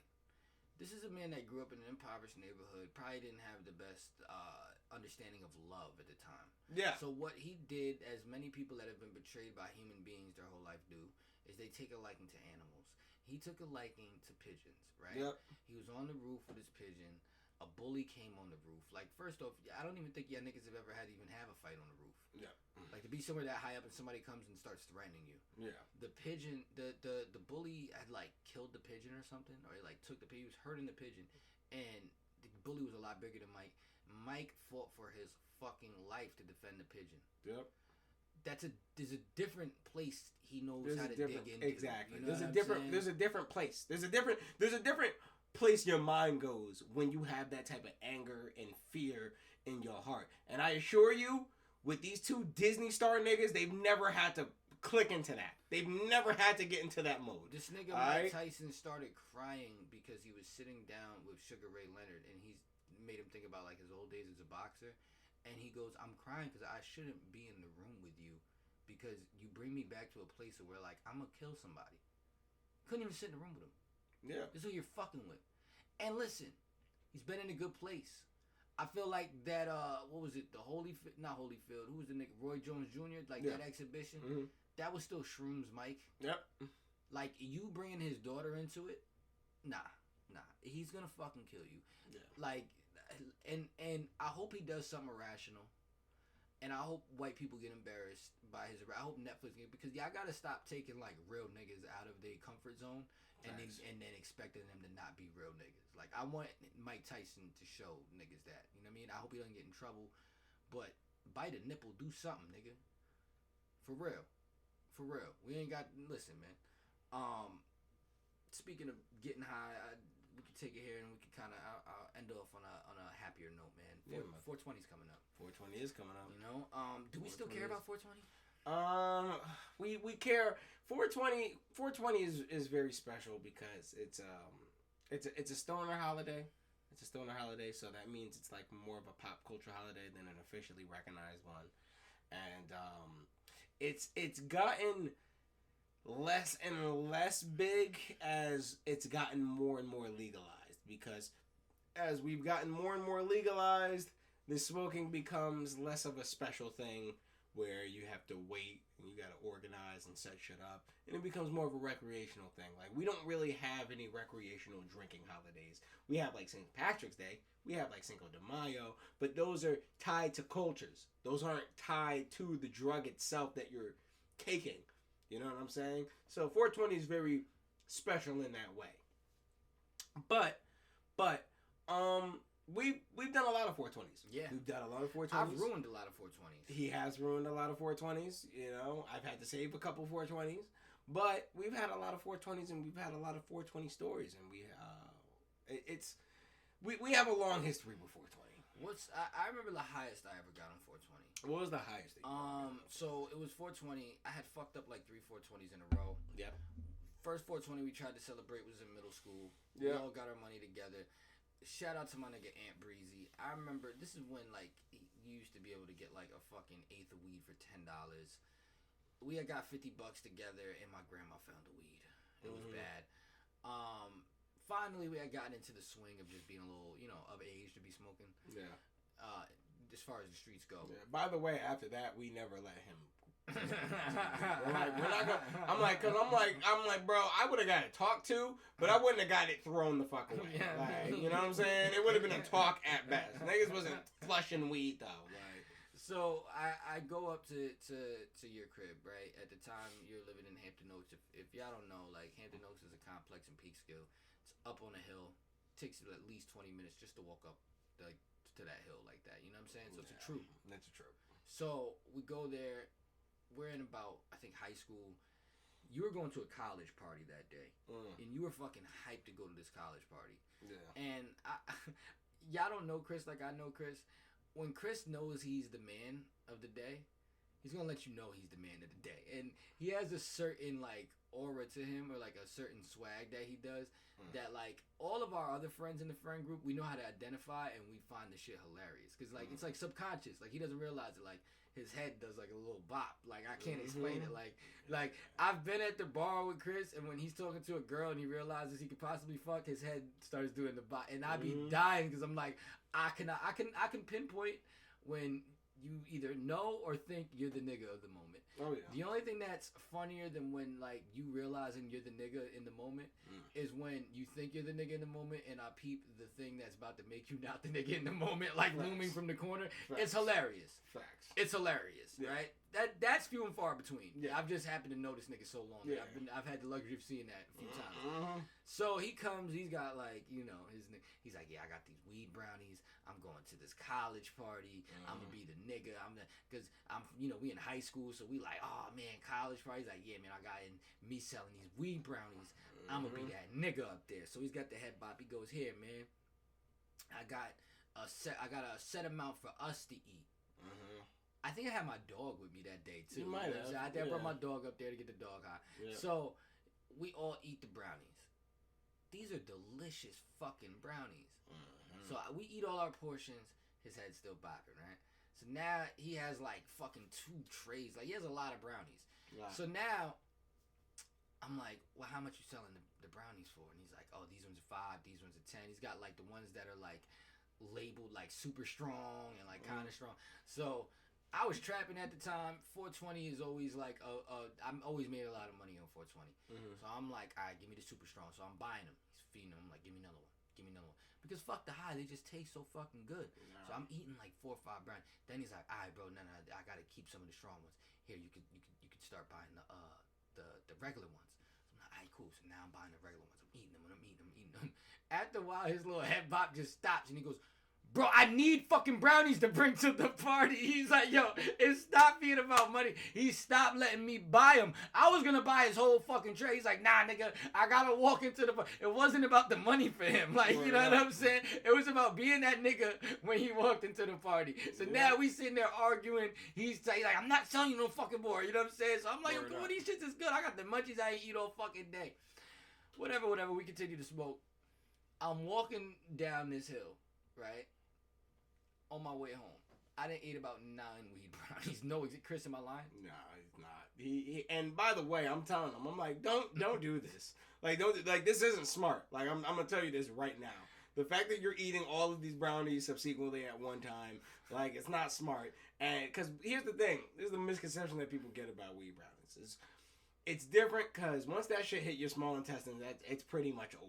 It's pretty much over. Once that shit starts being absorbed into your bloodstream, that's pretty much it. Over. You're locked in for the roller coaster. Yeah, I mean, you don't really get to get off. Break on through to the other side, nigga. I'm walking down the hill, and the next thing I know, it's just the next day. I'm just waking up in the morning. Now, mind you, it wasn't like a flash. Like, it wasn't like a, oh my God. But, like, I can't tell you anything else. I'm just walking down the hill, and I just woke up the next day in my house, and all I can fucking remember is walking down the hill. Which, honestly, it was probably good I ate that many brownies. I feel like if I would have stopped at 5, I'd have just been tweaking all fucking day. Yeah. I ate so many that I just blacked out. That was one of my favorite weed times. Yeah. Another one of my favorite times getting high, right? My first time getting high, right? Yeah. We had smoked some dro, and I was about 11 years old. And I started hallucinating because I was that high. But I was too young to worry. However, the second time I got high, it was just a world of terror. I was about 12 years old. Yeah. It was the worst. My grandmother kept calling me to give me instructions on what I was supposed to do for the day. And I couldn't remember anything she said the minute she finished saying it. The phone felt like it was getting sucked into my ear. I couldn't figure out what the fuck was going on. When it was hours go past, I said, all right, is she supposed to pick me up or am I supposed to walk home? Mind you, I'm 12 years old. Yeah. I'm like, I can't call back to figure out what the fuck is going on because then she'll know I'm high. I have to guess what she said. And I guess she said to walk home. My grandma is on her way to pick me up from my friend's house and she sees me walking down the road by myself. And she's like, what the fuck are you doing? I said, I thought you said you was going to pick me up. She's like, I thought you said you wanted me to walk home. She's like, I never said that. I'm like, oh. Then she goes, all right, we're about to go pick your mother up. So I had to sit in the car with my mother and my grandmother while I fucking tweaked the fuck out as a 12-year-old for about 3 hours straight. Those are some of the craziest times I got high. What's some of the most highest times you can remember? Man. I've been there for a few with you. Ooh, man. I've been there for a lot. I think of your first one. Can you tell me about the first time you got high? I mean, the first time I got high was magical because it wasn't the first time I smoked, right? The first time I had smoked was, I believe, out of like an aluminum can. You know what I'm saying? We used to, back in the day, we used to take Arizona cans and we'd used to poke holes in them and essentially use those as makeshift pipes. Whatever. And that's we all have hepatitis now. And that's, yeah, right? And that's exactly how we smoked. So the first time that I did it, wasn't really good. Didn't taste very good. Tasted different. But now that I look back, that taste of aluminum and burnt, like, that shit was not a good taste at all. It's not what bud should taste like. Second time was a little bit better. We had a water bong, like a water-made bong, which is very easy. You know, all you need is literally a water bottle and aluminum. And we made a makeshift bong after that, you know what I'm saying? And that was a great experience. The first time, when you say the first time, the first time that I got high, we was in Hampton Oaks. I wasn't there. I had just heard about exactly. We was in Hampton Oaks, and this is when we had the spot. We had the spot, and essentially the spot was this cleared out area of woods, and it was like a deep little hole. Yeah. But in that hole, a tree had fallen, and a tree had fallen in a way where you could sit on that tree. It made a branch. And it made essentially a bench, and it made a little dugout area for us to chill. So we didn't really have to worry about anything. It was like made for us, and it was kind of behind everything. It wasn't a place where it was essentially the perfect place, especially for a bunch of young kids to try to get away and have a spot to smoke. It was fantastic. It was a magical place. We had some of the greatest moments of my life. Yeah, honestly, in all honesty, like we probably, if we were older and found a spot like that, we probably would have did a lot more to soup it up and make it a little bit. You know, we probably would have got a tent. You know what I'm saying? We probably would have got some covering and stuff. We would have really souped it up. Like now, but we were young and we were broke back then. But anyway, I'm here at this spot and I'm smoking, and I remember the minute that I realized that I was high for the first time. It's always the best moment. And the minute that I realized that I was high for the first time, I was smoking, you know, we're talking and we're laughing, we're bullshitting, and I just look up. And I look up in a way that I've never looked up before at the trees. And I'm looking and I'm like... The trees got you too? The trees... Because when I realized I was high for the first time, the trees almost made like a tie-dye kind of like... weird like I wouldn't even go that far, like that's not what happened, but when I looked up at the trees and I felt like the trees were all like connected to each other. It was very weird. That's what it was very weird. Like all of the branches were connected to each other. They made one thing. Yeah, and it's like the only like obviously there was a bright sky above, but that bright sky was the only thing that was like separating between the backdrop of these trees all interconnected together. And I'm like, I've never looked at trees this way ever in my motherfucking life. You know what I'm saying? And I noticed that just music sounded better. Yup. Music sounded better. Sounded amazing. This is back in what, 08, 09. Blue Carpet Treatment by Snoop Dogg just came out. And that's that. With him featuring R. Kelly was my shit at that time. Whip low in the Phantom with the wheel spinning, ladies like that was my song back then. So there was just something about that song. I would just play that shit back on repeat. I used to love when you would play constantly. This is back in the day when motherfuckers had the headphones that clipped on and shit. Yeah, man. That was one of the first times. Let me tell you about, in my opinion, one of my best 420s. This is one of the best 420s. Tell them about your feet though. Oh my God. Okay, so I'd obviously never been high before, bro. But when I looked down, it felt like, not only did it look like, but it felt like, because when you're high and you're not used to being high, your vision kind of narrows in to the point where sometimes things that are obviously far apart don't look that far apart. They look more melded together. It looked like my legs had traded spots. Like my right leg was on my right foot was on my left leg, and my left foot was on my right leg. And when I seen this, obviously I started freaking the hell out. I'm like, oh my God, what the hell is going on? I immediately tried to walk, and I'm trying to walk like this, but I'm laughing about it so hard that I can't actually walk. That I can't actually walk. Eventually, I start laughing so hard, I have to use that little wood, the tree that we're all sitting on for support. And the only thing I remember laughing 1 minute, and then the next minute, I'm holding on to this tree for dear life, and my boy Steve is laughing, and he's whipping me with my headphones. Like, he's laughing. It was some weird fever dream type shit. This motherfucker's just beating the shit out of me with my headphones while he's laughing. And I'm holding on to this tree trunk for dear life because I can't walk anywhere. Yeah, man. Yo, I remember the next day because, like, I don't care what nobody says. I corrupted everybody to smoke weed for the first time, right? Yeah. Chris was the only one that I didn't smoke with his first time smoking. but like I had corrupted Steve into smoking. Like, you know what I'm saying? Like, so I remember like it was a thing. Like, yo, I'm gonna smoke with Chris because this motherfucker used to already be making me die laughing when I was high. You know what I'm saying? So I wanted to be there, but I couldn't. Something happened. So the next day I pull up. I'm like, yo, how'd it go? And he's like, this motherfucker thought his legs switched sides. I said, what? Yo, that shit was dumb funny. But yeah, your favorite 420. My favorite 420. Oh my God. My favorite 420. Oh man. This is a hard one. This is a hard one because I've had a lot of good 420s. I've had a lot of mediocre 420s. I'm going to tell you probably the best 420, right? This is the best 420. It's not the best 420 because everything worked out. It is the best 420 because we were just so committed. We were just so committed to trying to make this shit work. And whenever we tried to make this shit work, it just got exponentially worse.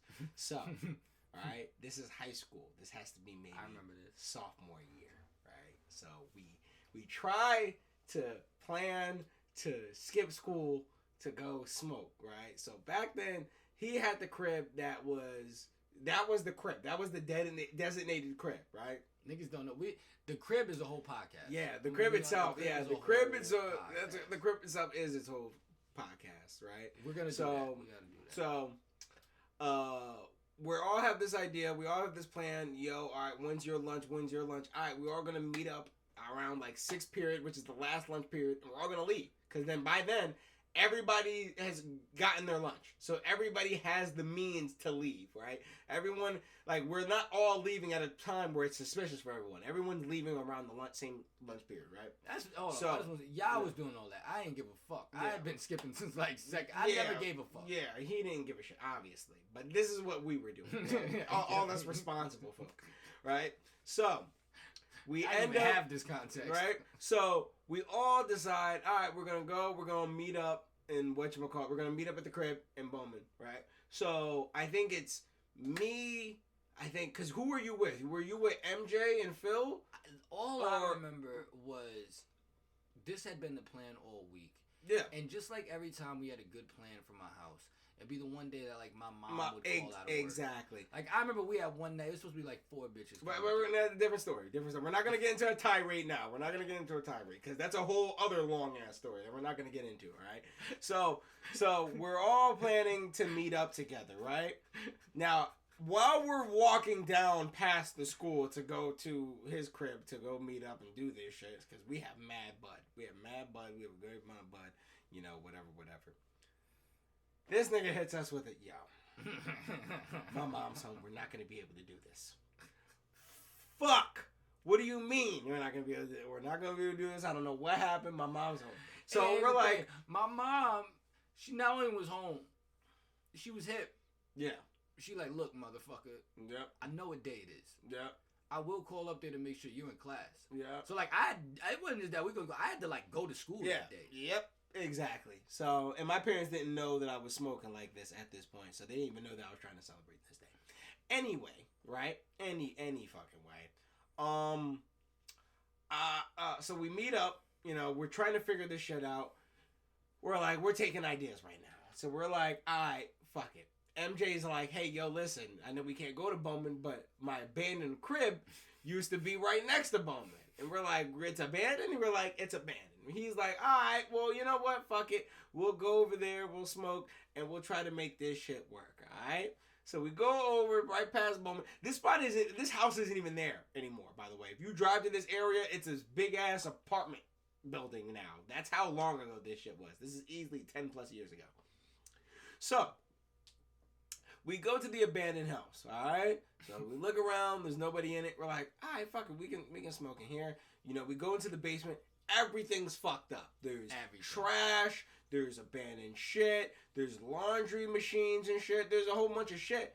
And we're smoking there for a minute, but the whole time we're fucking around with MJ. We're like, yo, what the fuck did y'all do to this house? Like, bro, what the fuck? Why does it look like this? I was just thinking that house was way too fucked up. Bro, we were like, what the fuck is going on here? Like, do niggas live here or something? I thought this shit was abandoned. He's like, I don't know, bro. I don't know. You know, we didn't leave it like this. He said, but this shit's fucked up. He's like, yeah, we fucked up. We got maybe 2 blunts in.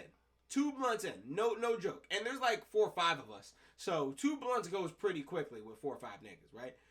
And we start hearing this growling noise. We don't know what the fuck this growling noise is, but we start hearing this growling like it could have been a raccoon or some abandoned something in there. We all turn like this. We're like, all right, smoke session over. We gotta get the fuck out, because whatever the fuck was in that shit clearly did not like the fact that we were smoking and chilling over there. Even though I want to add some context.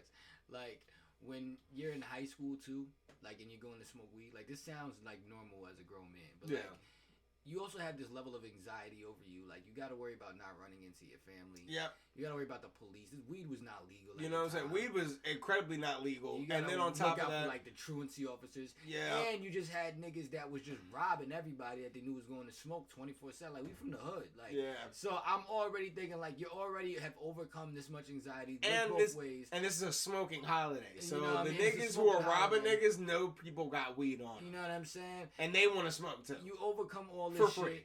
Finally, you smoking in an abandoned building and something starts growling. It starts growling. So we're like, this house is next to the projects. Like, you know what I'm saying? So we get the fuck out of here. We're like, all right, where the fuck can we go? Where the fuck can we go? We're like, all right, we got this smoke area that's kind of close from here. It's kind of up by Oakside. It's far, but once we get up there, we're up there. Right, once we get up there, it's in good. The woods too, it's in right? the woods. This shit is a troop. Now, I would never, ever walk all the way up here at this time in my life. I would literally rather smoke on the fucking block than do this shit. But when you're a young nigga and you're afraid and you're skipping school and all this other shit, you don't think like this. You think like a young nigga who don't got no common sense. All right, so we go over by Oakside. Oakside School, for those who don't know. Oakside School in Peekskill. It's an elementary school. And we walk up this giant hill, this giant trail. I just want to tell them a little bit Yeah. about these woods. Mhm. These woods, right, are notoriously haunted where we stay at. Yes. They used to have a fort in there during the American Revolution time. Yep. And the British actually went and attacked, like, these forts. Mm-hmm. And killed a bunch of people in these woods. Like, Yeah. this woods, it just has an energy to it. Yeah, it has a very weird kind of suicide energy. You know what I mean? Suicide force kind of energy Yes. to it. It's very weird. It's obviously, like, these woods are just very quiet. And when woods are very quiet, it's kind of suspicious. Yeah. You expect to hear birds and, you know, squirrels and animals and snakes. You don't really hear that shit. Especially, all you hear is the trudging of leaves as you're going all the way up this big ass hill. Mm-hmm. So once you get up to the big hill, on top of the hill, it's an opening. It's just an open little field where you can go and chill up there. So we're like, fuck it. You know what? Let's go up here. Let's stay here. We finally found a place where we can smoke, right? We go up here. We're trying to roll up. We're about to roll up. Niggas literally got weed broken up in their hand. All right. Who got the papers? Who got the papers? Oh, you got the papers. All right, you got the papers. I don't got no papers. What the fuck you mean you don't got no papers? Nigga, you just have papers. You telling me that you just lost papers walking all the way up here? We just walked all the way up here. I'm like, this is some fucking bullshit. But back then, this is when I'm doing track, so I'm quick. So niggas obviously just like, all right, who's gonna go back down? All right, Chris, go back down. Go back down. Go to 2nd Street or whatever, or go to Bruno's. Oh my God! And get some papers and come back. I don't realize that's a troop. All right, so oh my God! So niggas gave me money. I ran down the hill, ran to the block, ran to Bruno's, got some motherfucking papers, and then jumped and then came right the fuck up. Now, mind you, on most 420s, give or take, it's April in New York. The weather, you if you're seeing this episode and you're from New York, you've realized how the weather has been. It can be 60, it can be 55. It can be 70, it can be 55. It can be sunshiny and rainy one day, the next day, a whole week of rain, right? It could be, the weather here really does not make sense around the time of April. It's very unstable. So, I finally get the papers. I finally make it all the way up back this big ass hill. And we're about to start smoking. We roll it up. We're about to start smoking. You know what the fuck happens? It starts hailing. No bullshit. In New York, it starts hailing, not raining, hailing at the top of this motherfucking hill. So I just spent all that time running down. Now, mind you, There's down nowhere to get cover. now, mind you, at the bottom of this hill, ain't no rain, ain't no hail, but because how high up the elevation is, it's fucking hailing at the top of this bitch. Finally, we're just like, all right, fuck it, we can't stay here, we can't enjoy our 420 here. Niggas is at now, we're just all kind of defeated, we're all kind of frustrated. I'm like, nah, I've done too much. There's done too much wrong. I said, you know what? Fuck it. Let's go to Hampton Oaks. Let's just say, fuck it, go to Hampton Oaks, regardless of the fact that our parents might be there. This is like Fuck 4 this miles of walking all uphill. Bro, we're like, fuck this shit. Let's just go to Hampton Oaks. Let's just go to the laundromat. It's during work hours. Probably a lot of people aren't there. Whatever. Let's just go. So we ended up going all the way, walking our ass all the way up to Hampton Oaks. We ended up chilling in one of the whatchamacallits of the laundromats that, you know, we're usually in. And I'm gonna be honest, I think for this particular one, niggas didn't even like, most times we were kind of courteous about it. At this point, we were just like, fuck it. We closed the motherfucking door, and we locked that bitch. And we baked that motherfucker out. As you should. As you fucking should. I miss smoking weed in them laundromats. The funniest shit was like, I remember it was like one Christmas. I think it was Christmas 08. Yeah. And that was the best. We all had money. Yep. Because, you know, the shit. We all had fresh clothes. Yep. And we all had got iPod touches. Yep. Now, Chris, always being the tech savvy nigga he is, he found a way to not only get all of our favorite shows on there, like Aqua Teen Hunger Force and all types of shit, but this nigga also downloaded mad 4K Brazzers Born, which at that time was really hard to get your fucking hands on. And the funniest shit is, there's a laundromat like an Echo, and we would just be smoking weed in there, just watching porn, yo, and this shit would be dumb funny. It'd just be like anal gangbangs going down, and that's all you would hear while we smoked. And that's some of the funniest shit. We had like Burger King and shit. Yo, those were some of the best fucking times. Yo. Best times, man. Best fucking times. Yeah, man. But we redeemed our 420s once we got to Massachusetts. Oh, yeah. We had one of the best 420s. We went to Massachusetts. We said, you know, as grown men, which I gotta say, as much fun as I had on that trip, like, it made me realize I love y'all niggas, but them days of all of us sleeping up in one room is over. You know what I'm saying? Like, I've been with bitches too long. I'm like, niggas is leaving the seat up. Like, you know what I'm saying? Like, I can't handle it no more. But we went to this park. I don't know how this nigga found out about this park. Yeah. But apparently in this park at 420, everyone smokes a whole bunch of weed. Yeah. So walking through the park, it's like a normal fucking park. There's like swan boats. Nobody's smoking weed in sight. So we keep walking and we see a summit. And we're like, you know what? Maybe niggas is smoking weed up there. No. That's not exactly how it happened. So we do a couple of laps around this motherfucker. And we notice that there are certain people smoking, but they're not smoking like crazy. Like, this isn't like, there's people walking around smoking, young people smoking, but there's also people like taking wedding photos and stuff like that, which we got stopped to take a wedding photo. Like, normal shit is going on. So finally, niggas was like, you know what? Fuck this. Let's go back to the hotel room and we can go and smoke. And we were smoking like in the parking lot across the street. It's like one of those parking garages that have coverage and shit. So we were smoking in there, and we were just like, you know what? Fuck it. We'll just smoke in there. Whatever. Maybe they just decided not to do it this year. Right? So we're leaving that part of the park that we're in, right? Because in this part of Boston, it's hard as fuck to get parking, right? Yeah. Just like in any actual city, right? And then as we're leaving the park, we notice that there's a completely other part of the park on across the street. Like, it's the same damn park, but it's separated into two sections, right? So we're like, why don't we go over there? Why don't we go over there? Fuck it. Like, we didn't even notice that there was a spot over there. So we're walking over there, and first we start smelling some bud, right? We're like, okay, this might be a good thing. Like, we're starting to see it, right? But then we walk by this gazebo, right? And in this gazebo, there's a bunch of niggas. Like, this is a telltale sign, right? There's a whole bunch of niggas playing music and playing hacky sack. Okay. Oh yeah. All right. Yeah, This we have to be getting close. This nigga's playing acoustic guitar and playing hacky sack, and they're selling a bunch of goods, a bunch of smokeware and shit. We're like, yo, this nigga has such a better memory than mine. I don't remember none of this. I remember this shit. So we're like, where's the spot where everyone's supposed to be smoking at 420? They're like, oh, bro, you're just in time. It's actually over there. So we turn around. There's a monument, and there's a whole bunch of people just camped around this monument. Yeah. Blankets out. Tents but it was out. Elevated. It was a hill. It was a hill. It was a gradual hill. It's not a steep hill. It's a gradual hill that you can kind of chill out on. It's like the type of hill that you would sit on if you were gonna watch fireworks. Perfect type of display, right? Perfect type of example.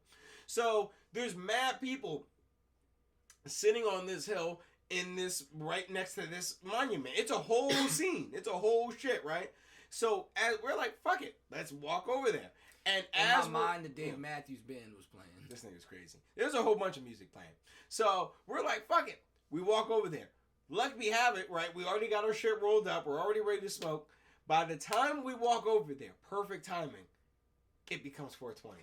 So they counted it down as we're walking into them. Yes. We're walking around and we're looking around like, oh God, there's a ton of fucking people here. Shit was like Woodstock or Dazed and Confused or some shit. Yeah, and as we're walking in, they're like 5, 4, 3, 2, 1. 420, because everyone's lining up at 420 on and 420. And they was taking this shit serious. There was motherfuckers dressed up like grinders. There's motherfuckers dressed up like grinders, vendors there, people were selling shit, and we're just like, yeah, and we start smoking weed and shit like this. If I have some, I think I have some footage of this, and I'll send it to Bachi so we can edit this in later on. I think I still had the fucking little locks. I still had the little locks. I didn't even have locks like this. They were the puny shits. I just started growing out my locks. Mm-hmm. And that's why I remember 420, because every 420 is the anniversary of these locks. Because this is when I started around 420. So every 420, every year, I'm like, my locks is another year older.